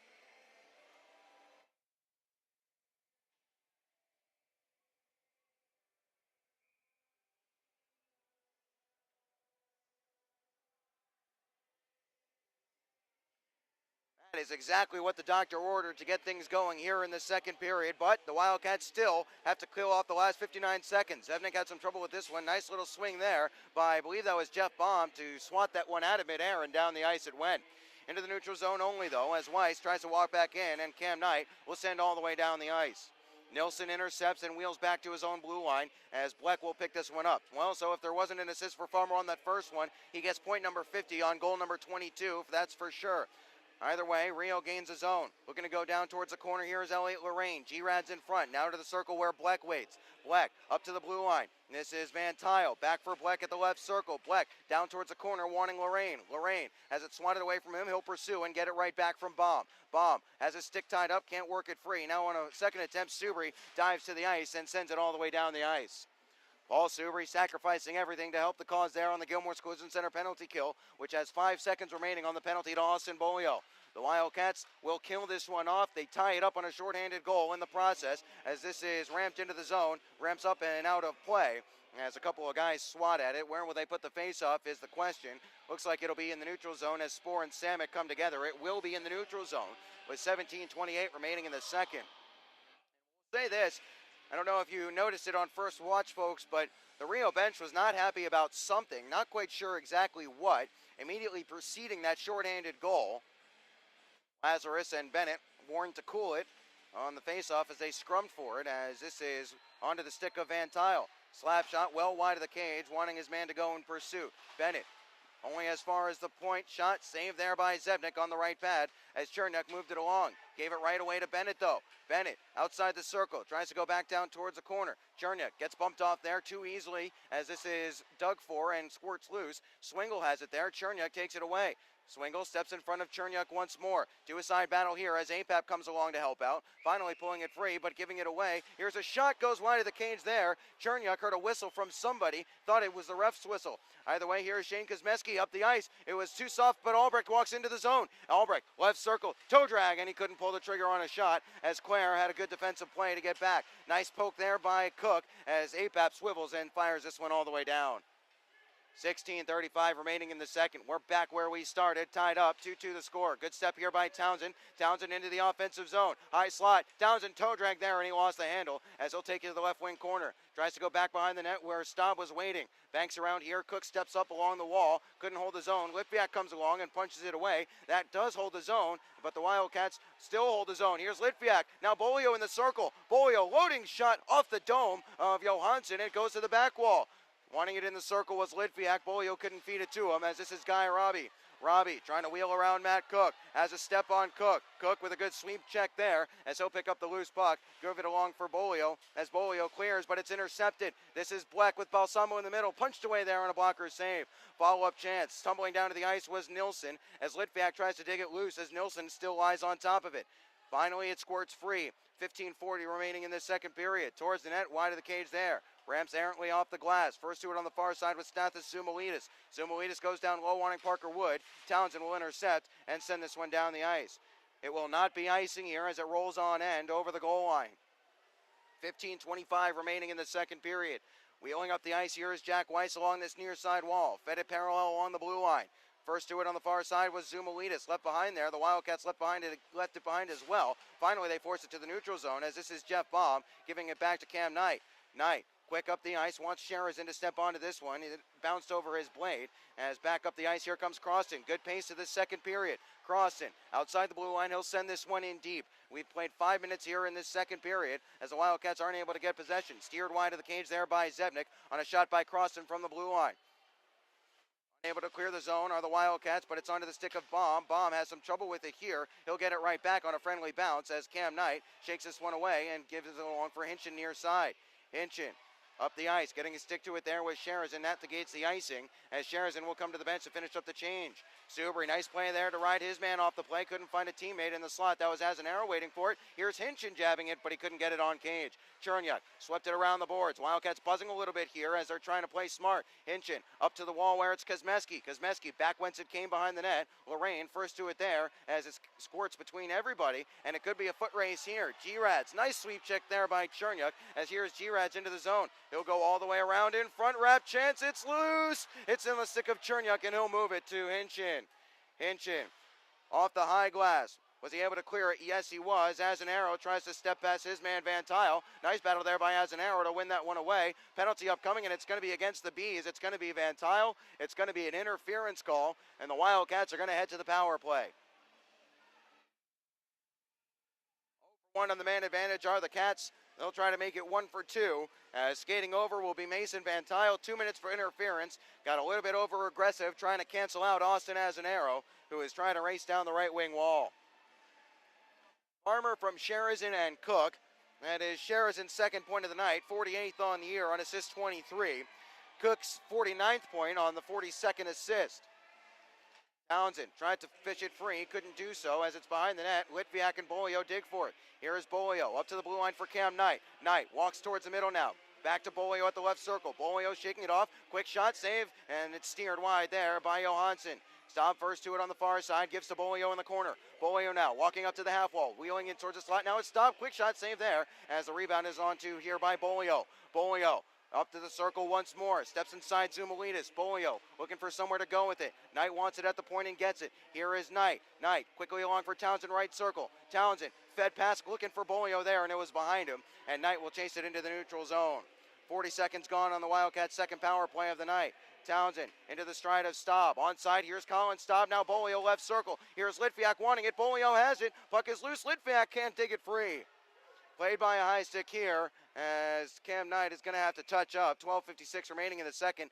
Bolio wheeled in at the left circle with 1:04 remaining on the power play. The Cats have a defensive zone draw after it was played by a high stick. Bolio had it in the left circle. Litviak was waiting in the high slot. Bolio decided not to tee him up on a one-timer, and the save was made by Johansson. Face off. Farmer against G-Rads here. The Wildcats will possess. Now they have some trouble with it, but Farmer punches it back for Lazarus, who retreats behind the cage of Zebnik and leaves for Matt Cook. Lazarus motors up the ice as it's on the stick of Farmer. Farmer now along for Cam Knight. Knight chips it into the zone. Can't get it in deep here as it's back out whence it came, as Matt Cook takes it at his own blue line. Now it's Sharazin rather. Matt Cook has some trouble with this one here. Gets it right back. Gets to the red line. Left it behind again. Now wraps it all the way in deep. 37 seconds remaining in the Wildcats power play. Johansson left it behind. Here is Farmer in possession. Wants to go behind the net. Nice play by Lazarus trying to get it back as they'll scrum for it behind the cage. Worked free here by Nilsson. Nilsson tries to clear, but Farmer gets a stick in the way. Second attempt, and it just escapes into the neutral zone. Lazarus was too late getting the puck back in on side, so the Wildcats have to tag up once more. APAP can't lunge after this one in the last 10 seconds of the penalty to Mason Van Tile.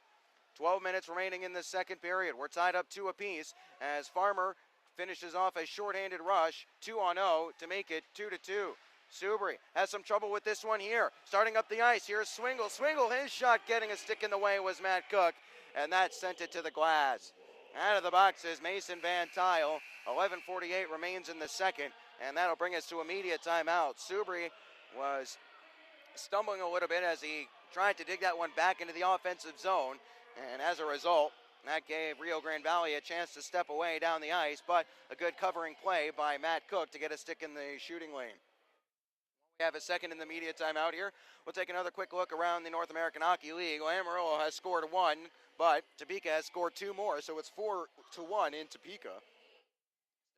Intermission in Odessa. Outside of the South Division, Johnstown up 3-0 on the Sioux Eagles. Big series for the Tomahawks as they're trying to lock up the 4th and final playoff spot in the North Division. They're getting some help as well because Keystone is up 4-0 on a Michigan Warriors team that has just won their last 5 games.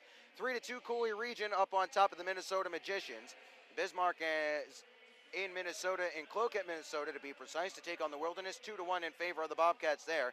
They're through 20, as we'll take another look on the out-of-town scoreboard in just a few moments. We'll get back to play here. Face off to the right of Zebnik. Farmer will take the draw against Connor Jean. Loose puck here as the puck was dropped before the horn sounded. False start on the offense. 5-yard penalty and an automatic first down as we'll do the face-off once more. To the right of Zebnik. Farmer still to take it against Connor Jean.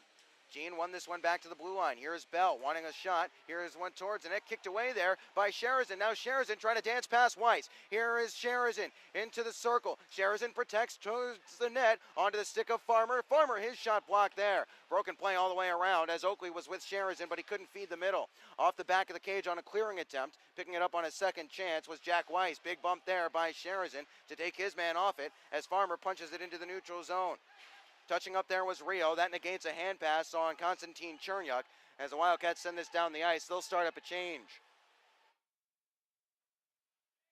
Nice step there by Kosmeski to intercept, but he has some trouble with it. On his second attempt, it's onto the stick of Jack Weiss for the Killer Bees.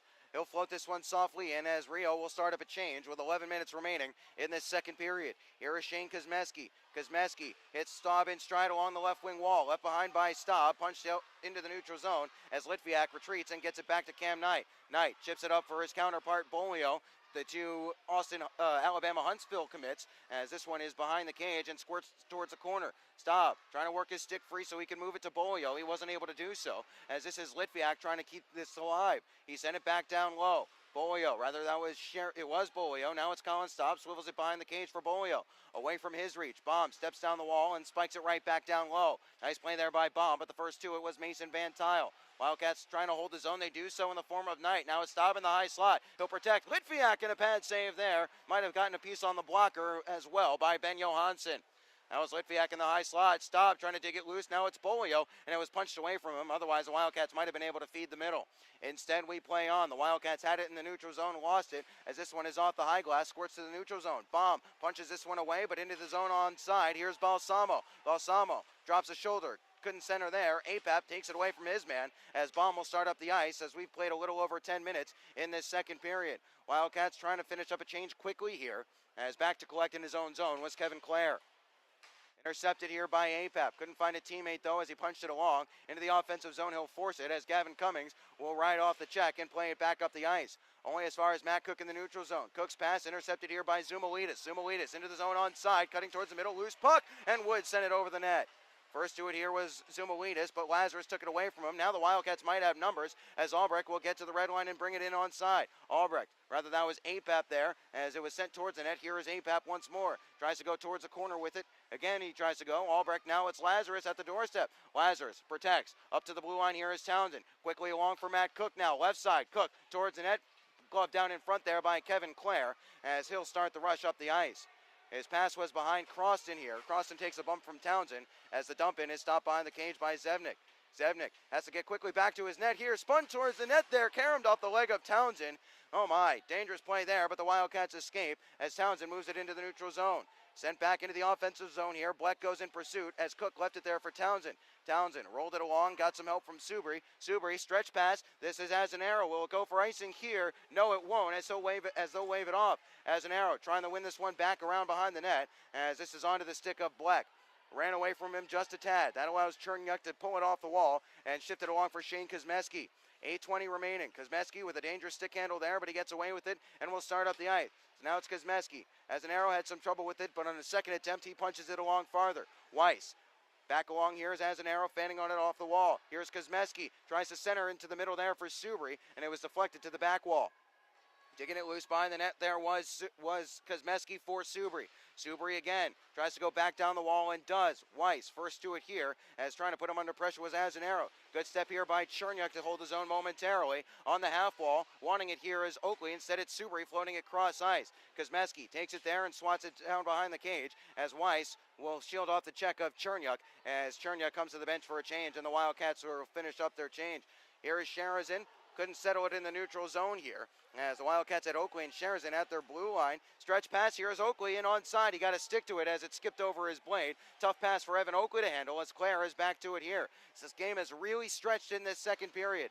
Knight has some trouble with this one. Baum comes along and shovels it up the ice as Farmer skates back, collects, gloves it down, and moves ahead. Farmer over the red line. He'll play it off the glass and in. 7:10 remaining in the second. Fed out in front. Oakley, oh, and a glove save by Ben Johansson. What has Evan Oakley had to do to buy a goal? He was robbed last night a couple of times. A great chance there, and with a big glove save was Johansson, who got caught deep in his net. 7:07 remaining in the second. 2-2 the score. Wildcats buzzing in the offensive zone over the last few minutes. Shots in this period are 3-3 according to point streak. Certainly seems like a lot more than that.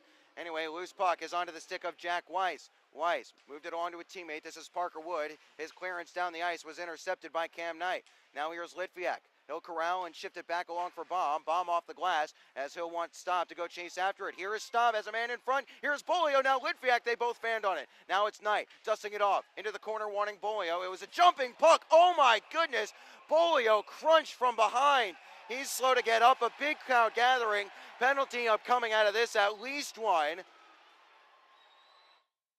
Bolio is back to his feet, thankfully, because that's such a dangerous area of the ice. Not sure who hit him from behind. Staub stepped in to stick up for his teammate there. He'll skate over to the box. The Wildcats should be on a power play out of this. We'll wait and see. Getting a penalty is Weiss, Jack Weiss. Staub also gets one. Cook over to get the explanation from Brugman, unforthcoming quite yet. There's 6:42 remaining in the second period. 2-2 is the score. Wonder what they're going to give Weiss, whether it's going to be a 2 or a 5. I think the Wildcats would be on the power play because whatever Staub did would cancel out with something else. Cook is not too happy with the explanation thus far. We'll see what they put up on the board.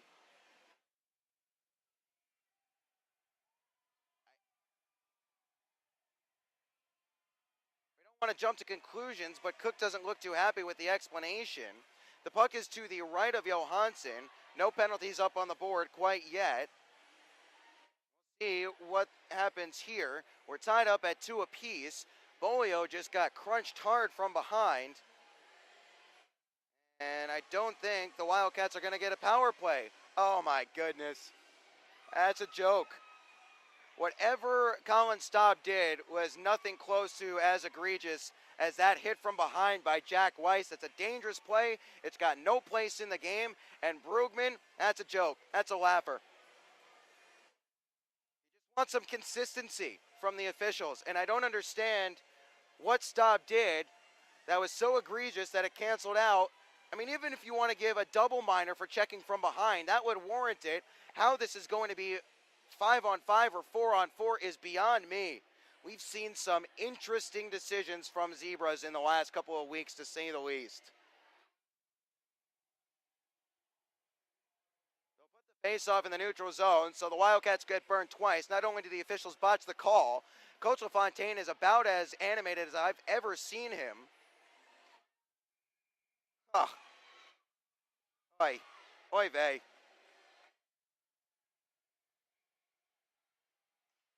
Well, anyway, we'll skate 5-on-5 after Bolio was crunched hard from behind. Staub stepped in and gave a little face wash, and apparently Brugman decided that what Staub did was enough to cancel out whatever it was that Weiss did.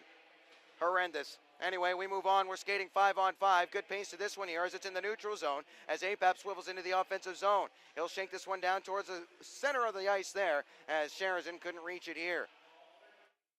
Black. Now it's G-Rads. This spiked up and out of play, and we'll get a whistle with 6:13 remaining in the second. Sharazin and Van Tile coming together after the fact as well. There's some pugnacious players on this Rio squad, and I don't mean that in a good way. Some agitators, we'll call them, and if Brugman and his crew are not quick to shut him down, they're going to take every little single liberty that they are given. So it's 2 for roughing for Staub and 2 for boarding. This is going to be an icing against the Cats. And the final thing I'll say on this for the time being is that if that was 2 minutes for roughing on Staub, then that should have been a double minor for boarding on Jack Weiss. And we'll leave it at that. We're skating 5-on-5. The Wildcats thought they were going to have a power play, none forthcoming. So they'll have to shake that one off. We're tied up at 2 goals apiece, 6:05 remaining in the second. As we'll keep an eye to see if Bolio comes out for his next shift. He is still on the bench, hasn't really received any treatment, as this is Albrecht gloving it down. He had some trouble with it, but got it into the neutral zone, as he'll have to pick this one up in his own end once more. Swung back, hoping for Lazarus. Lazarus has it and serves it back for Townsend. Townsend with some trouble, but he worked it up the ice for APAP. APAP, now it's Matt Cook. Cook stationary at his blue line, left behind here in the neutral zone as Albrecht looks to wheel through traffic. Can't get it in deep. Here is Connor Wood. Back onto the ice, here comes Connor Wood. Now Subri gets involved as well as Albrecht is sent down hard from behind. No call coming as they say he lost an edge. This is Connor Wood on the far side. Subri rides him hard into the wall. Albrecht chips this one down and it went out of play as it hit someone in the Rio Grande Valley bench. Connor Wood getting tangled up with Matt Cook. 5:24 remaining in the second.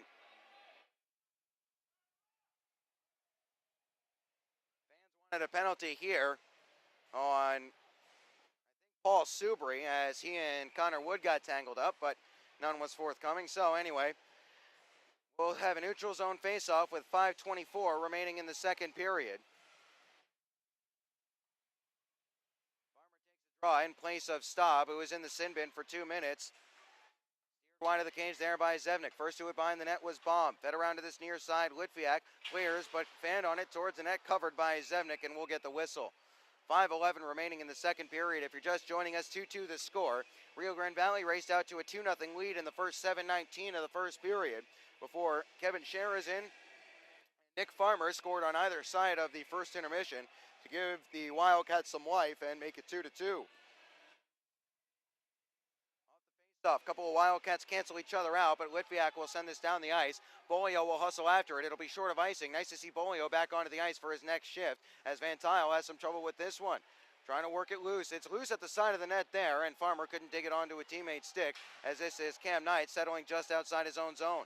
Now back in his own defensive zone, here is Cam Knight. Pass was to nobody in particular, sent back in deep. Oh, awkward carom there as Zevnik will kick it along, as the Wildcats have some trouble with this one towards the front of the net. Knight has it. Oh, look out, as he'll move it along the boards. Connor Jean, now a big slap shot, blocked in front. Where's the loose puck? Knight pitchforks this one down the ice. It'll roll up short of icing. Some nervy moments in the defensive zone in the last 4:30 of the second period for the Wildcats. Trying to hold in here is Litviak. Litviak spins it towards the net as an arrow couldn't get a stick to that one. Subri shields his man off it there as he'll try to dig it loose. Someone lost a stick along the far side as Subri and as an arrow try to get involved. That was Swingle who lost his lumber. He has it tied up along the far side wall. Squirted loose momentarily as now it's worked up the wall by Swingle with his skates.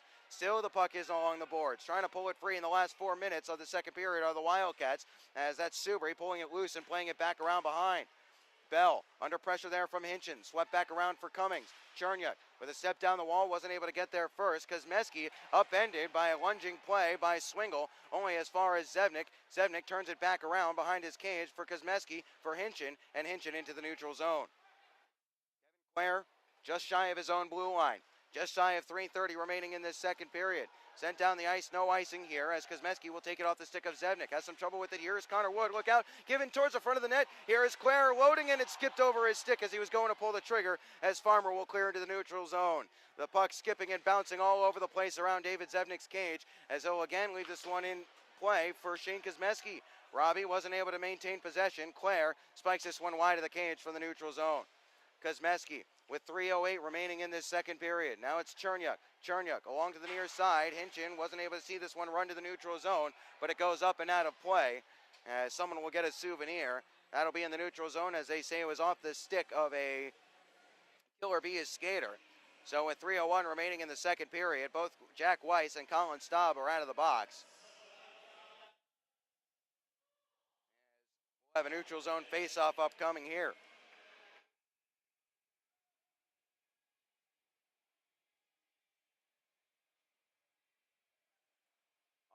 Off another win for the Killer Bees. It's sent in deep here as Matt Cook will take this one and move it along for Kevin Sharazin.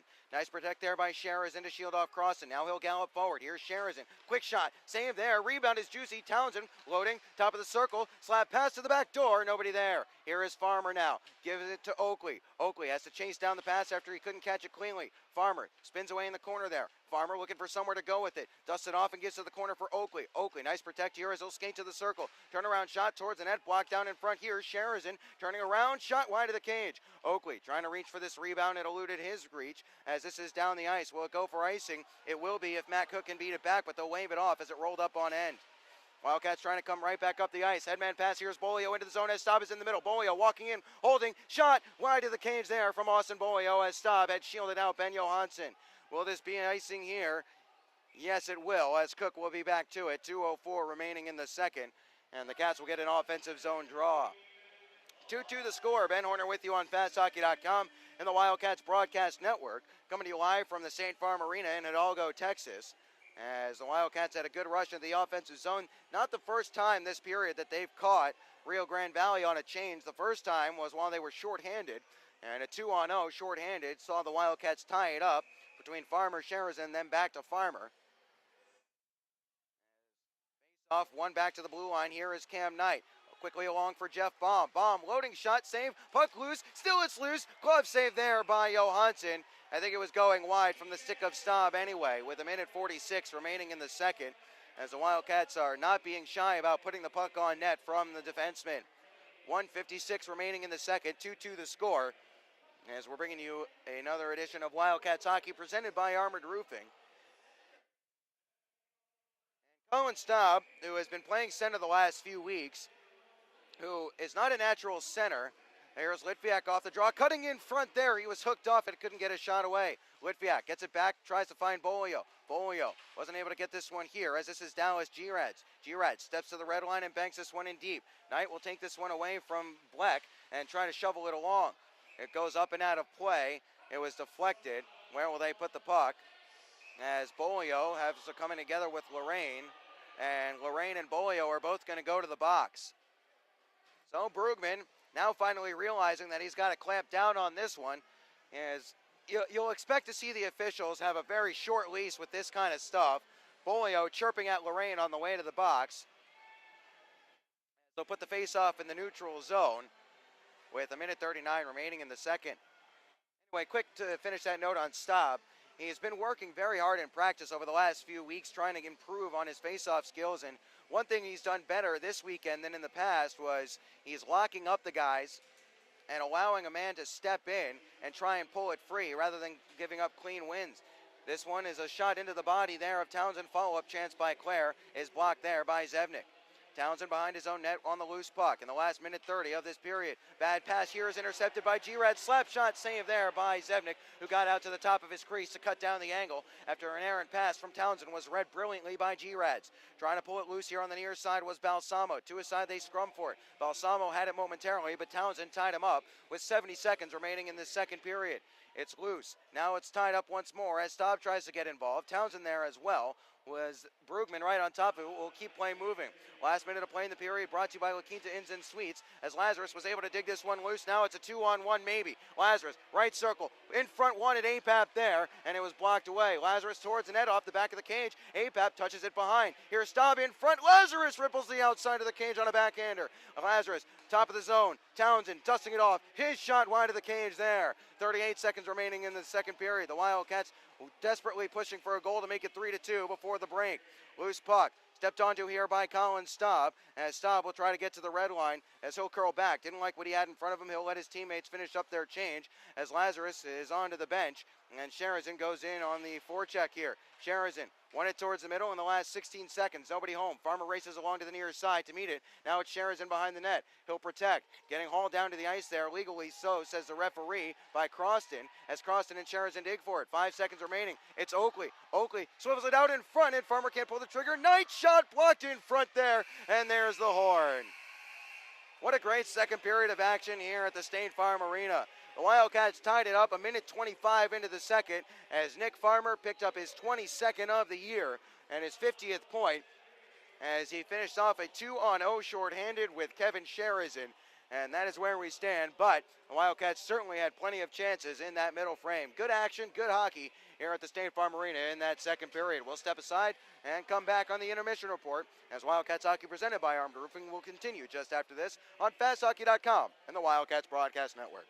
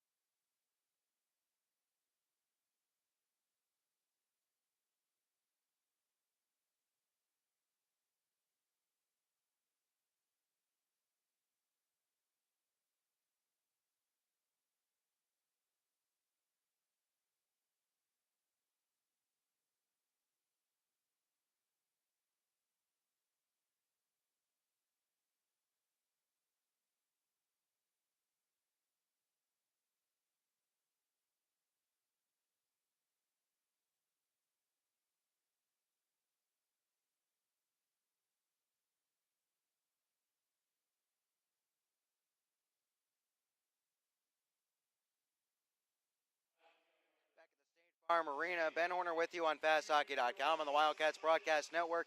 We have 40 minutes of hockey in the books. 2-2 the score. The Wildcats were behind 2-0, but they've popped two unanswered on either side of the first intermission. Nick Farmer coming up with a game-tying goal at 1:25 of the second after Austin Bolio got called for a tripping just 28 seconds into the second frame. The Wildcats scored shorthanded. Somehow a bad change or a broken play allowed Nick Farmer and Kevin Sherazin to race away on a 2-on-0 shorthanded.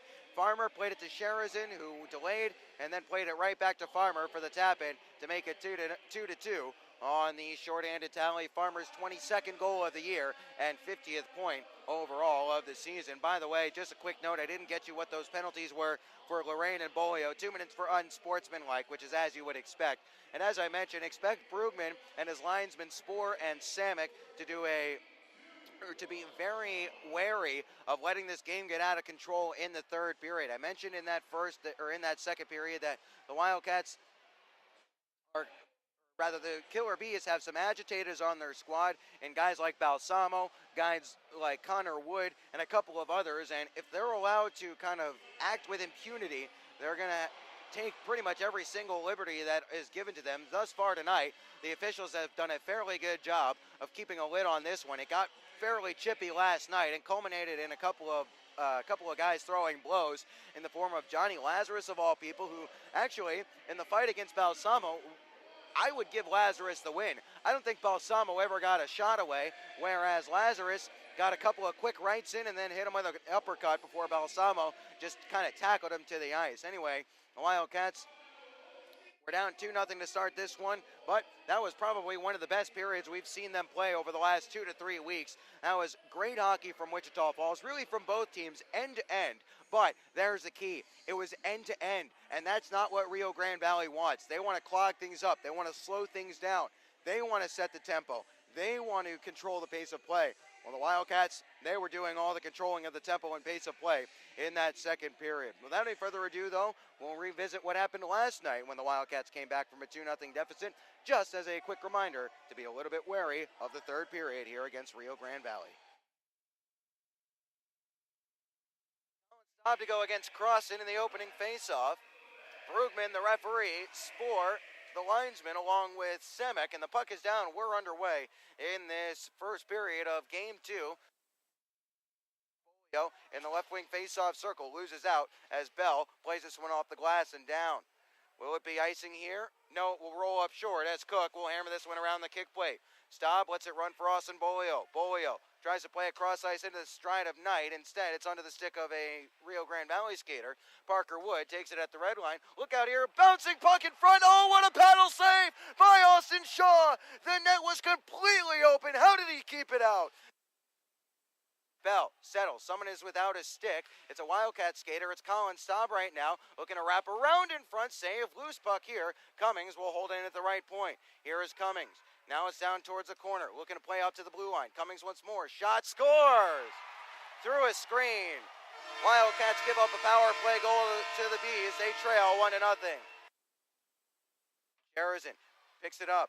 Now at the zone, at the top of the zone, gives to Cook. Cook holds back door. Farmer fanned on it on an acute angle. Farmer left it there for Lazarus. Lazarus behind the net there. Apap wants it instead. Lazarus up to the top of the zone. Cook, back door, shot. Oh, what a save. Puck loose there. They'll jam for it. It doesn't go. Oh, that could be a penalty shot.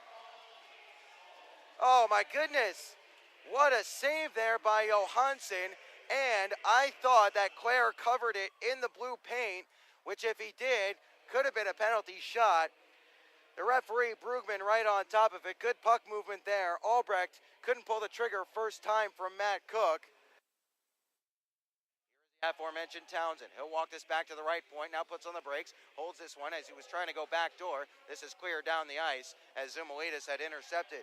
Shaw quickly up the ice. Intercepted here. Back towards the net. They score. Oh, that's horrendous. Oh, what a gift. Shaw played it onto the stick of Zumalitis, didn't get back in front. A short-handed goal for Zumalitis. Apple changes this one to the far side corner. Now to the near side. Albrecht tries to go back towards the middle. Lazarus thrown down to the ice from behind. Now it's Albrecht now. High slot deflecting around there, and it's saved by Johansson. Up to the blue line for Knight once more. Along for Matt Cook, left circle. Toe drag here, shot, scores! It snuck through. It might have been tipped in front by APAP. 9:19 remaining in the second. The shot from Cook somehow found its way past Ben Johansson, and the Wildcats get one back. It's 2-1. Weiss back along to Bell. Into the zone comes, oh, a huge hit by Matt Cook. He stood his man up at the blue line. That was Wendling. On the net, it's Sherazin. Sherazin, can he play it out in front? Sherazin still protecting here. He'll take it to the wall. His pass, cross ice, wanting Baum. Baum has to chase us back to the blue line. Wildcats have Cam Knight and Jeff Baum out there. Not sure what the genesis of this switch is as Sherazin walks into the offensive zone. Has a man in front. Here is Subri. His shot. Oh, he hit the post. He had Johansson beat. Cam Knight crunched down hard from behind. Big call-up coming in, a big gathering of players. Here's Lazarus going with Balsamo. Lazarus is throwing punches. Here's a right by Lazarus and another uppercut. And he's pulled down to the ice, but Johnny Lazarus, his first scrap of the year, gets a good couple of rights in. Here's side Bolio now. Bolio shot off a leg. Stop. Tucks it out in front. Loose puck here, and it's cleared down the ice. Foot race. Croston trying to beat Townsend back to it. Townsend forces him off it, and Bolio comes back to pick it up. 10 seconds remaining in the power play. Bolio walks in, onside. Here's Bolio, and Johansson makes the save. 1:35 remaining in the game. Slap shot, scores! Jake Townsend! A power play tally with 2 ticks left on the man advantage, and 1:34 remaining in the third. 2-2 the score. Townsend rips one home from the blue line for his 14th of the year. Bolio charged down the middle. He was denied by Johansson, but he got the puck back, got it to the point, and Townsend rips it home. Back to the point, as an arrow, quickly along Kosmeski. Kosmeski, backdoor, Oakley shot. Oh, what a save there. Getting a blocker to it on the near side was Johansson. How to take the draw here. Up with a big face-off win, but he couldn't dig it free as Van Tile has it for Rio Grande Valley with 2:45 remaining in the extra frame. Van Tile, now it's Lorraine, cuts inside Staub. Now here's Bleck walking down the middle. Here's Bleck with a chance. Poke check, Clara shot, they score! Off a couple of legs, and Rio picks up the win.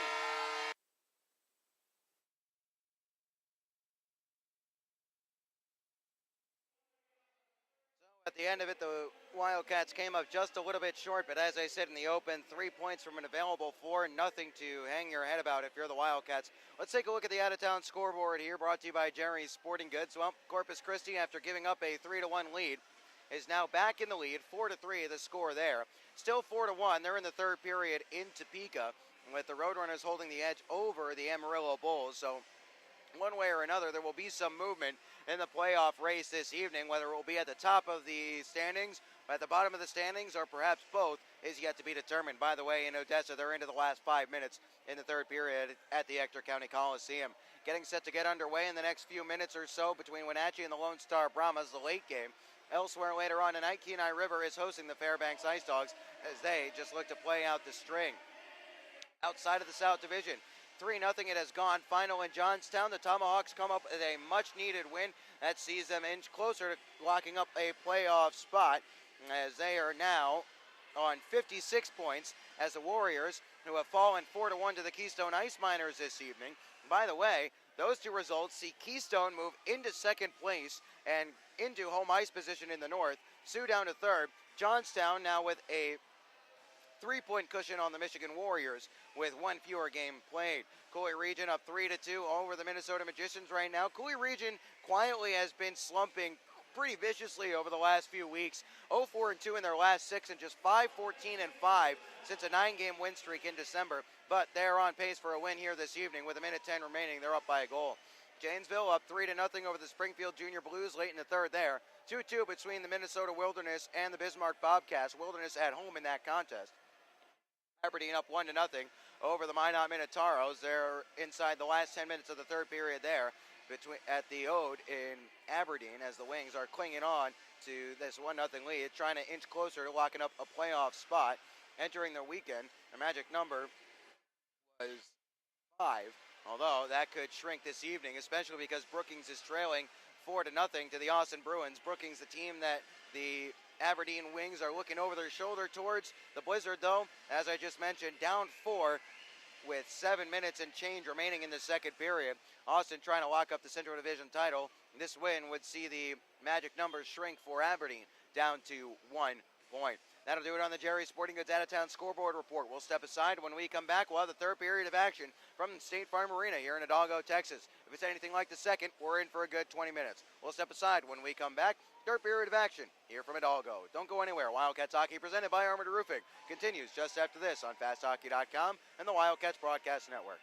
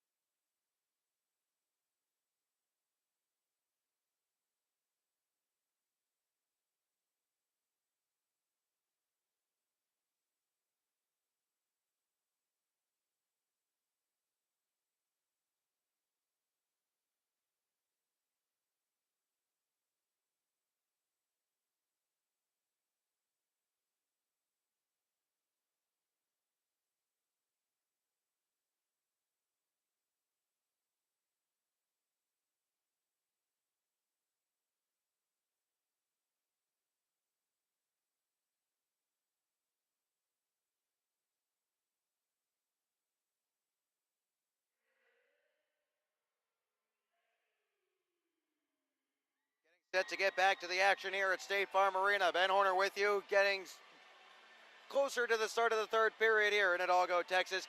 2-2 the score between your Wildcats and the Killer Bees on the Wildcats Broadcast Network and FastHockey.com. The Wildcats were down 2-0 in the first couple of minutes of this contest before goals from Sherazin and Farmer, either side of the first intermission, tied this one up. David Zevnik now in the cage to our right as the Wildcats skate right to left across your screen, PDQ across your keyboard. Coming back the other way with Ben Johansson in the cage to our left are the Killer Bees as they move left to right and Q to P across your screen. So that second period was very open. The Wildcats set the pace, set the tone, and we'll see if they can do that again here this evening, or here in this third period, because that was not a pace that the Killer Bees are too comfortable playing at. Like we'll have Staub, Lazarus, and Litvik out there. Bolio still in the box, serving the remainder of his penalty. As the centers are ready and the puck is down, we're underway in the third period, brought to you by American Classified. As this is Kozmeski chasing it back to his own zone towards the cage of Zebnik. He'll swat it away to the wall. Litviak turns onto this one, banks it softly ahead, wanted Staub, intercepted here as it's gloved down by Cherniak just in front of his own bench area. Tried to find a teammate with it on his second attempt. He'll pick it up and work it to the neutral zone again as Kozmeski was there to help out, but Cherniak has it. Sweeps back to his own zone, gives to his compatriot Nikita Litviak. Puck stops dead in front of the Wildcats bench as the ice is pretty slow this evening. Kozmeski onto a loose puck in the neutral zone. He'll gallop along and play into the offensive zone as the Cats were changing up their defensemen. Cook is out there. Lazarus holds at the point. Goes towards the net. Glove save. Rebound is loose. And Staub dug it free but couldn't hook it towards the cage.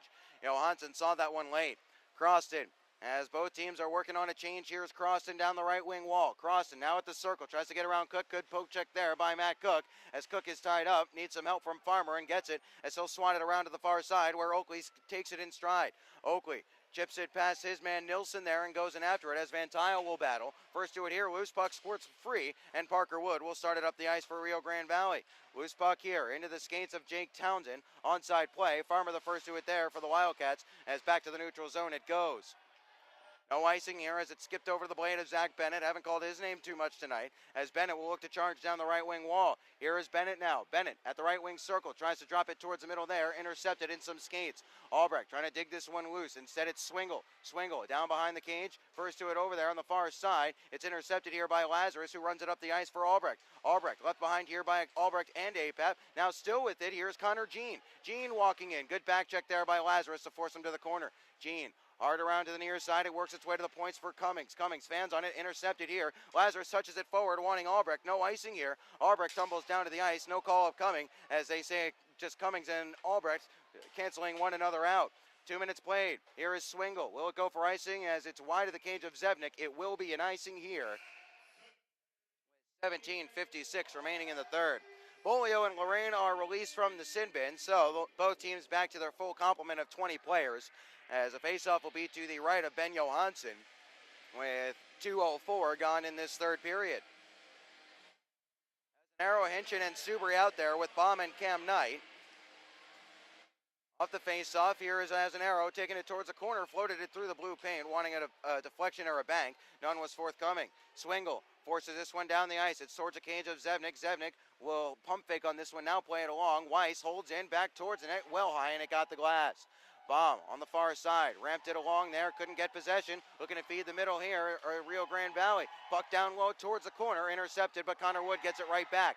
Wood tries to take it away from Subri there. Subri has Brugman, the referee, got in the way. This is Balsamo trying to pull it free. Baum has him tied up along the far side, just outside the circle. Trying to work it free there where the Wildcats Hinchin can't clear. This is Evan Bell. Bell down off the glass into the backside of Brugman, the referee, as Subri on his second attempt will clear the zone. Hinchin sent it down the ice. It'll be an icing here. There's a penalty upcoming, and it's going to be against Rio Grande Valley, I think.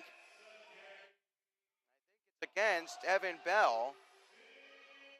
High sticking is the call, and it is against Evan Bell skating over to the box.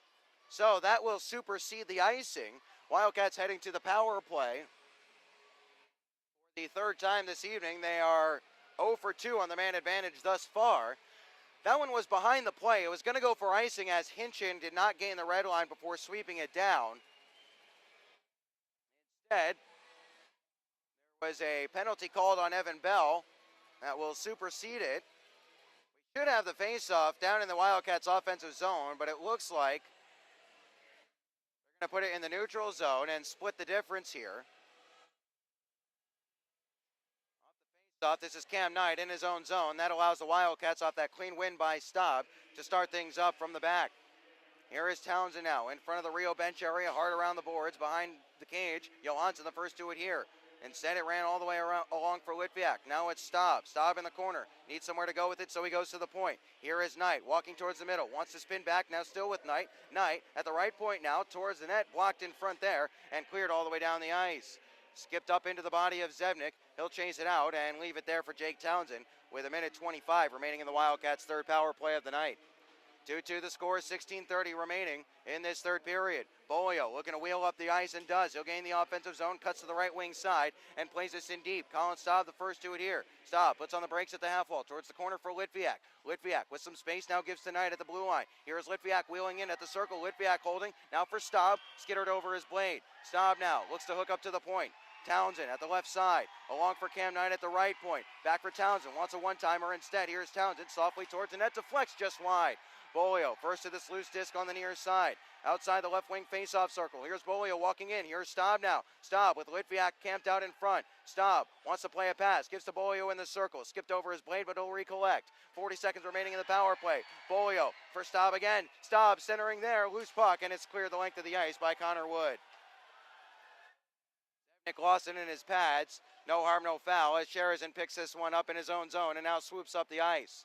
The ice is very slow right now, though, as this is into the offensive zone. Zumulidis will turn and clear all the way down. Rather, it was not all the way down as Cook intercepted in the neutral zone. Lazarus walking in. Onside play. Here's Lazarus. Right wing circle. Leaves it behind the cage there, wanting APAP. Instead, it was jabbed away from Tommy, and Croston will try to dig this one loose. Lazarus gets involved in the last 5 seconds of the Wildcats power play. Farmer hit hard from behind. Brugman right on top of the play, not calling a penalty. Farmer, now Lazarus. Lazarus in front there, blocked away, covered up by Nilsson, and we'll get a whistle. And the faceoff will be in the offensive zone of the Wildcats. 15:03 remaining in the third. Penalty has expired to Evan Bell. He got a high sticking minor at 2:53 of the third. As the Wildcats will have a faceoff to the right of Johansson. Trying to find a third unanswered goal to take their first lead of the night. 2-2 the score. Ben Horner with you here on FastHockey.com and the Wildcats Broadcast Network. Some situationals for you. Rio Grande Valley, when tied after 2, are 8-5-5. The Wildcats, when they are tied after 2, are 4-3-2. Hasn't happened too often for Wichita Falls this year. Good step there by Cherniak in the neutral zone as he forced it back farther along to keep Rio from sprinting in. This is Kosmeski. Couldn't take it away from Swingle there. Behind the net it goes. This is behind the cage. It's loose for Bennett as Cherniak got upended. This is Bell towards the net, blocked in front. Loose puck here. Kosmeski into the skates of Hinchin. Hinchin races up to the red line. Can't get it all the way down the ice, so Subri has it in front of his own bench area. Subri skates to the red line and floats this one in deep. The Wildcats will start up a change here as wanting a home run pass but not getting it was Dallas Gerads. Weiss running it back behind the cage for Gavin Cummings. Loose in the neutral zone. Here is Nick Farmer. Farmer, as the Wildcats will finish up their change, puts it on his backhand towards the cage of Johansson. He'll steer it wide, and Cummings picks up the loose disc. Cummings, now Gerads, up the high glass, into the offensive zone. It goes for Elliot Lorraine. Here's Lorraine in front, wanted a man in the middle. That was Bleck, but Cam Knight got in the way. Instead, it's Lorraine once more. Cummings couldn't hold his own, as here is Oakley charging forward. Oakley has Sherazin with him. Oakley at the right wing circle, loses an edge, goes down awkwardly into the back wall as Sherazin tries to tie this one up. He was down on his belly, couldn't hook it behind the cage. Van Tile starting forward, 3-on-2. Near side, here is Bleck. Bleck outside the right faceoff circle, puts on the brakes, tries to spin up to the wall. Sherazin puts him under some pressure as the loose puck is scrummed for here, and it's pulled free by Jeff Baum. Baum along for Oakley. Oakley had his head on his swivel, rode off the check, and worked it up the ice for Sherazin. Wildcats in the midst of a change. Here's Van Tile. Onside play, beg pardon. Van Tile left it there for Parker Wood on a hat trick. Wood trying to wrap all the way around. It's centered there. Crossan can't pull the trigger. The Wildcats clear, but it's loose, and now Bolio skates it forward. Here's Bolio, puts on the brakes, has Litviak trailing, doesn't use him, squares it along the blue line. Matt Cook hustling along to this near side. Parker Wood canceled him out. Crossan, nice play there by Jake Townsend as this will go up and out of play. 13 minutes remaining in the third period. Wanting a breakout pass with Zumulidis, and if Townsend didn't get a stick to that one and jab it out of play, that certainly would have been some danger for the Wildcats. 13 minutes even remaining in the third, 2-2 the score. We've seen some hesitancy from Bolio to square that one softly for Litviak in stride. Instead, he wanted Litviak to get to the net. And as he played it for Cook, it was a little too far from him. That allowed Parker Wood to cancel it out. That's what started that chance back up the ice for Rio Grande Valley. Off the faceoff, someone lost his bucket. That was Tommy Apap. He'll come to the bench annoyedly as this is onto the stick of a Killer Bee skater in the neutral zone, but only momentarily. Here's Albrecht walking towards the middle. Now it's Subri as he wasn't able to step in front of his man, Bennett. Those two tie up. Loose puck here, floated high up into the air. As stepping onto this one in the neutral zone, it's Albrecht once more. Had to delay as Subri got back on side. He'll play it in deep on his backhand. Subri, first to it there. Subri on the far side half wall, tries to tie up and play back towards the corner. Weiss got in the way. This one cleared up the glass, and out of play it goes into the Rio bench area. 12:25 remaining in the third. Faceoff will stay in the offensive zone of the Wildcats, but Rio will be allowed to change with a 2-2 scoreline, and just over 6.5 to make that 7.5 minutes played here in the third period. So nice to see Farmer get a goal here this evening. He's got family in the stands, which you wouldn't expect, but we found out last weekend when we were in Corpus Christi that Farmer's grandparents actually own a winter home here in McAllen. So they made the trip along with Farmer's parents up to Corpus Christi last weekend, and then correspondingly are down here for this weekend's set as well. Kosmeski towards the net, wide of the cage there, as he did enough to keep Rio from sprinting away. Loose puck, Apap couldn't win that one free. Guy Robbie gets it past Chernyuk.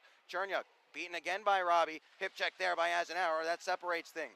This is Kevin Clare trying to take it away from Hinchin. Chernyuk a little loose with his touch there as it's turned over in the neutral zone. Look out here. Oh, Kosmeski was able to step in front of Guy Robbie, who couldn't control a bouncing puck. Swept back for Chernyuk. Chernyuk. Dangerous play here as he puts him under some pressure. This is Parker Wood with the step. Parker Wood, backhander, and a diving play by Kosmeski to get a stick in the way. It goes up and out of play. What a recovery by Shane Kosmeski. The long, speedy, lanky defenseman used every single inch of his 6'2" frame to lunge and get a stick in the shooting lane. 11:49 remaining in the third, just over 8 minutes gone. 2-2, the score remains. Ben Horner with you on FastHockey.com and the Wildcats Broadcast Network. Face off to the right is one back to the blue line. Bell, now it's Van Tile. Van Tile trying to shake past Bolio. Bolio forces him to play it down the wall. Sumalitas behind the cage there, giving a good hard bump from behind by Knight. No call forthcoming as Baum has his man tied up. Knight trying to take it away from Sumalitas again. Sumalitas still has it behind the net there. Trying to step out in front. Loose puck there. They'll dig for it and Zevnik will cover as a big pile up will commence. As coming in from DePoint was Nilsson, tangling up with Cam Knight. Litviak, what is this stemmed from? Seemed like everything was under control until Nilsson charged down from the point. 11:27 remaining in the third. Litviak will get a penalty, it looks like. Nilsson should get one as well. Also, this puck should be moved to the neutral zone because the defenseman skated down from the blue line to join the scrum. All of that was partially created because Jeff Baum had his stick tied up behind the net, and that kept him from stepping in front as Zumalitas tried to curl out in front. Puck should be in the neutral zone here for the faceoff. We'll see where they put it. Brugman giving the explanation of the penalties to the scorer's table. 11:27 remaining in the third. I don't think we're going to see any change in manpower. That one kind of just stemmed out of nothing. There was no indicators that Nilsson was going to come down and join the fracas. And then all of a sudden, there he was, mugging Nikita Litviak. Brugman still sorting things out with the scorer's table here. We'll see what they give on the score sheet. Penalties have yet to be posted in point streak. I think we'll stay at 5-on-5, and it looks like we will. Faceoff will be in the neutral zone. Well, hang on a second. Are the Wildcats going to be shorthanded? They have 2 minutes up on the board for Litviak. Faceoff will be in the neutral zone. So Litviak gets an extra 2, and the Wildcats are actually going to be shorthanded out of this. So they'll head to the Gilmore's Collision Center penalty kill. Brugman having some consistency issues again. He's made some interesting calls out of these scrums where there's multiple parties involved. Wildcats shorthanded for the third time tonight. This is Cook right off that faceoff in the neutral zone. He'll float it all the way down the ice. So Nilsson and Litviak get 2 minutes, and Litviak gets an additional 2. We would assume. We'll wait until they post the penalties as Parker Wood tries to gain the zone. Farmer forced it off him. This is Connor Jean. Jean under some trouble here as Oakley will send this one down the ice, but it's into the bench area of the Wildcats. 11:04 remaining in the third.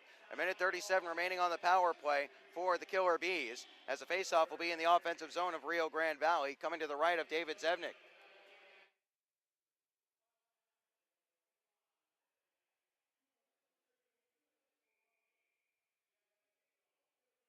Whitfiak gets 2 for tripping and 2 for roughing.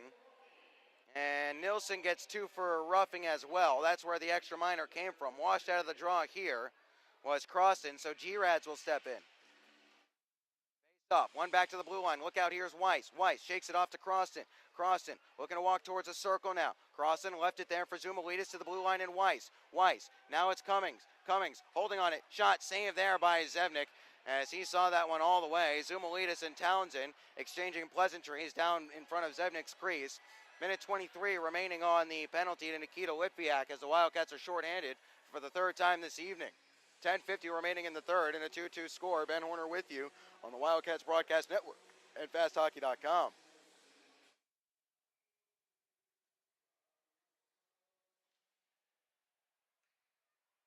Off. Here's Weiss. Walks in, slap shot wide of the cage there. Big juicy rebound. It's picked up here by Rio Grande Valley.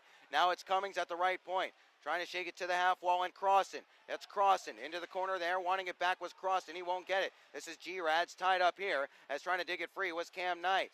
He did so, but only momentarily, as this is Croston spinning away and trading places with G-Rads. Croston tries to go back down the wall, but he was tied up nicely there by Jeff Baum as trying to dig it loose, but not able to do so was Bolio. Instead, it's Baum, and he'll send this one up and off the glass and down the ice. Good clearance there by Jeff Baum as the Cats will change up their penalty kill unit. Townsend, Cook, Oakley, and Farmer out there on the Gilmore's Collision Center penalty kill. 40 seconds remaining in the power play for Rio Grande Valley as Cumming gets a stick to this one and negates the icing. Guy Robbie up to the blue line. Cummings with a good keep there. Found Robbie once more. This is Cummings again. Shakes it down to the half wall. It evaded the reach of Gene. Townsend hammers this one around the boards, but not out. This is Weiss loading. Shot deflected around there, punched away. Now it's Cummings again. Shot blocked there by a couple of guys, and it escapes to the neutral zone. Could have been dangerous there as both Oakley and Farmer went to block the shot. Cummings walking back in. The last 10 seconds of the power play, and Zevnik will make the save on the shot from above the circle and hold on. Robbie and Austin Bolio coming together after the fact as well. 7 seconds remaining in this power play for the Killer Bees. 9:35 remaining in the third. As Albrecht is serving the extra minor to Litviak. By the way, they have it in the box score. It's not the Zumalitis. It was Nilsson in the box. Either way, off the face-off. Look out. Here's Swingle trying to walk in front. Jabbed away there from danger. And the Wildcats have possession in the form of Chernyuk. Chernyuk up for Staub. Now it's a 3-on-2 as we're back to 5-on-5. Here is Staub taking it wide. Looks to play in front there, and Bolio stashed it just wide to the far post. Here is Staub on the far side wall. Tied up there. He'll get it back and look to play to Bolio in the corner. Bolio tries to center. Instead, he'll take this one back. Blue line. Chernyuk slap shot there, and the one-timer was blocked and goes up and out of play. 9:07 remaining in the third. A big ripper from the big Russian, Konstantin Chernyuk, who seems to get taller every time you see him. He came in reported at 6'4". He's definitely up probably around 6'6", 6'7" now. Imagine what that gentleman is going to look like once he puts on some muscle and grows into his frame. Got a big rip on a slap shot there from Bolio, but it was sent up and out of play. We're in immediate timeout here, 2-2 the score. We'll take a look at the out-of-town scoreboard. It is 5-3. Corpus Christi is going to take the win. Amarillo has lost tonight, 4-2. Topeka comes up with the win, and Lone Star leading 1-0 over Wenatchee, just to kind of hammer home the fact that the Wildcats need this game if they're going to maintain their hold of second spot. Face-off will be to the left of Ben Johansson when we get back to play. Pap Lazarus, Albrecht, Kosmeski, and Chernyuk out there for Wichita Falls.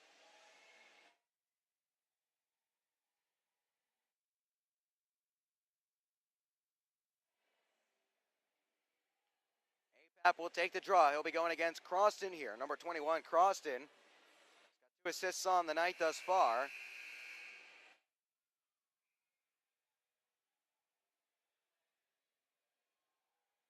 Albrecht and Parker Wood being told to back out here. Wildcats are able to win this draw, but springing forward, here's Zumalitis. Kosmeski chasing him back. Zumalitis at the circle, shot and a glove save there by Zevnik.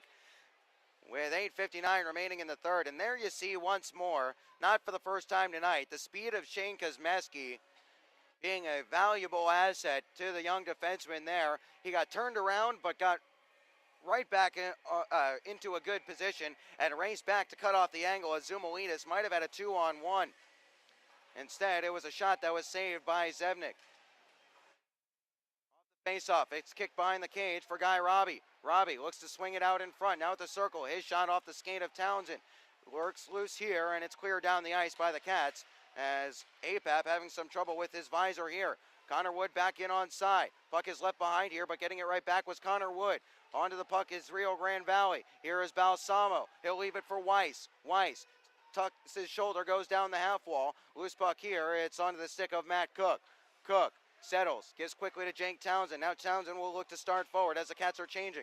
Townsend gets to the red line, throws it in, and goes in after it as the Wildcats will work on their change. Here is Weiss. Connor Wood takes it here and will play it up the glass past Subri as Baum spites it back down low, hits Subri before he could get to the neutral zone, as that will be an offside with 8:14 remaining in the third. They'll put the face-off outside of the Wildcats' defensive zone instead of their offensive zone. Subri, Hinchin, and Azanaro will stay out there. Face-off, knocked to the wall by Baum, but he wasn't able to get it over the blue line, so Cam Knight has to chase it back to his own zone.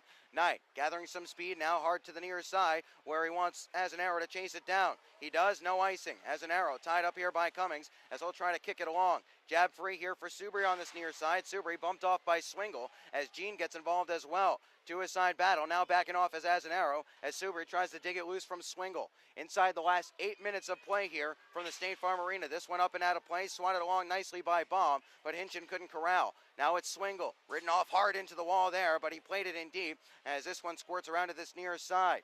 Play towards the middle, it squirts to the neutral zone. Big shot there from Zumalitis from outside the blue line is easily gloved down by Zevnik. Here is Azanaro from Knight. Now cross ice, Hinchin will step to the red line, plays this wide of the cage. This is not going to be icing here as Farmer was the first to the puck. He left it behind though. The Wildcats finish up their change as this is crossing, given to Parker Wood.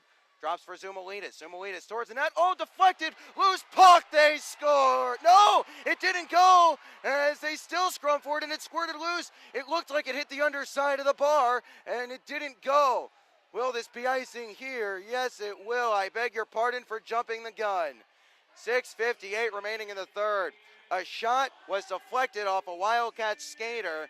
Zevnik was able to adjust a mad scramble in front. Somehow that didn't go. The red light never went on. As the faceoff will be to the left of Zevnik. From here it looked like it had popped into the underside of the top shelf. But Brugman in a good position. Made no signal, so I guess it didn't even catch iron. Off the faceoff. Win there by the Wildcats as Oakley looks to start forward. Went down the ice with it. Bell will try to swat this along. Oakley got in the way as this goes up and out of play, and the faceoff will be in the neutral zone. 6:52 remaining in the third. Shots on goal in this period are 4-2 according to Point Streak. No surprise, this has been a low-shooting game. A Rio Grande Valley squad that puts up the 22nd most, so the third fewest shots on goal on average in the league. Kosmeski gets rounded there by Swingle. Swingle takes it away from Kosmeski. Kosmeski took it right back as Bolio pitchforks this one along. Staub had some trouble with it here. Couldn't force it to the neutral zone. Still with it. It's Kosmeski now. It's Chernyuk as Chernyuk will dangle into some space. His pass put him under some pressure here as it was blocked, but he'll get it right back. Good recovery here by the Russian. He'll walk this one in. Chernyuk, toe drag. Chernyuk, shot, scores! Oh my word! Konstantin Chernyuk, what a goal! The young man from St. Petersburg, Russia, did it himself, walked down the entire length of the ice, and throws it top shelf with 6:23 left to go in this third period.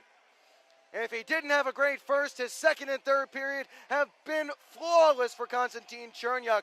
My goodness, you'll see that one on the highlight reel this week.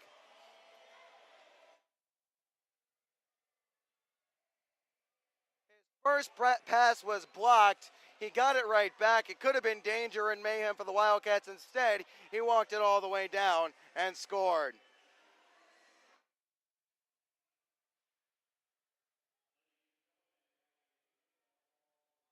Chernyuk, that is his third goal of the season. As we're back to play here, as it's in the neutral zone, as Bolio will send this one in deep. Intercepted here. Coming up the ice, it's Guy Robbie. Robbie cutting towards the middle. Loose puck, canceled out. Still it's loose in the slot, and it's finally cleared away to the far side wall. Townsend will send this one down the ice. This will go for icing here as it's skittering and coming up, but just barely made it over the end line with 5:51 remaining in the third. So Chernyuk, Constantine, what a goal. Oh man, I feel privileged to have been able to watch that happen. And it almost seemed like it happened in slow motion. He's got that offensive skill set. When he's able to put it to good use, it's something special to watch. Third goal of the year for Constantine Chernyuk, 10th point, as the Wildcats have their first lead of the night. Here is Jack Weiss. To the near side, it's Cummings. Cummings plays it towards the right wing corner. Now this is exactly, well, 1 second on that. Here is Rio Grande Valley. This is Parker Wood. Shot, goes wide of the cage. To the far side it runs. Litviak jabs at it. Loses the puck, can't find it. Behind the net it goes. Townsend hustles along here, jabs it for Bolio on this near side wall. Bolio left it behind as well, as the Wildcats are just trying to force this one loose. Slap shot, loose in front, they score! They couldn't clear the zone. Hat trick, Parker Wood, 3-3, 5:24 remaining in the third. They were running around in their own end a little bit. Staub and Bolio got caught way too high up. And there's the hat trick for Parker Wood.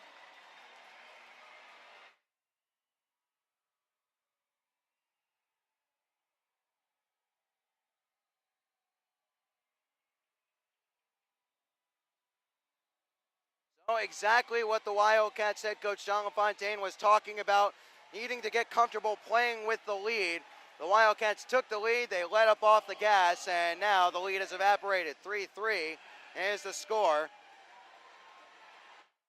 5:24 remaining in the third, and that's a disappointing shift from the line of Bolio, Staub, and Litviak. Goal of the night, but they gave it right back as Parker Wood completes his hat trick. We tick down to the last 5 minutes of play in this third. Baum has some trouble with it here. Off the glass. Albrecht left it down in his own zone. Skates around Bennett. Upended there was Albrecht. No call up coming as he was tripped. But we play on. Lazarus and Albrecht trying to dig it loose in front of the benches.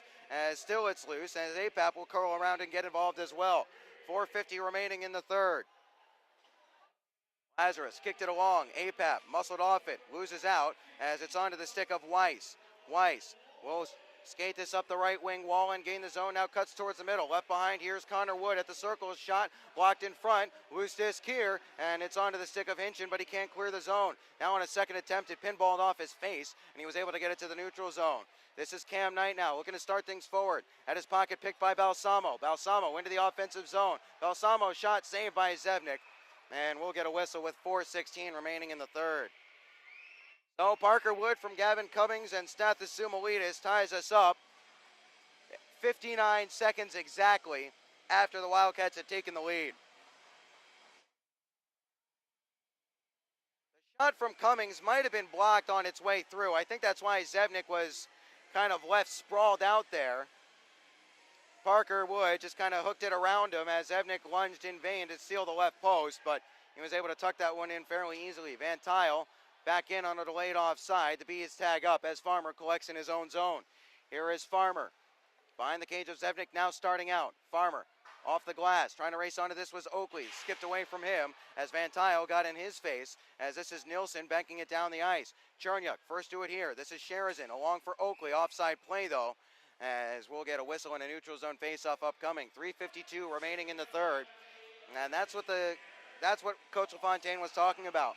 Being comfortable playing with the lead. How many times over the last month or so have we seen the Wildcats really have trouble closing out wins? Burn them in Topeka. Will it burn them here tonight? That's the question. This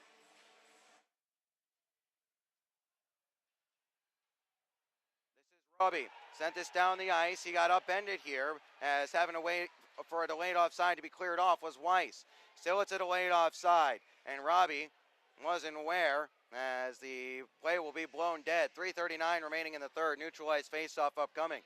So is there more heroics in regulation from one of these two teams, or will we head to the extra session for the second straight night? The Cats have a long journey home. The last thing they need after playing 90 minutes of hockey last night is to have to deal with another overtime session here.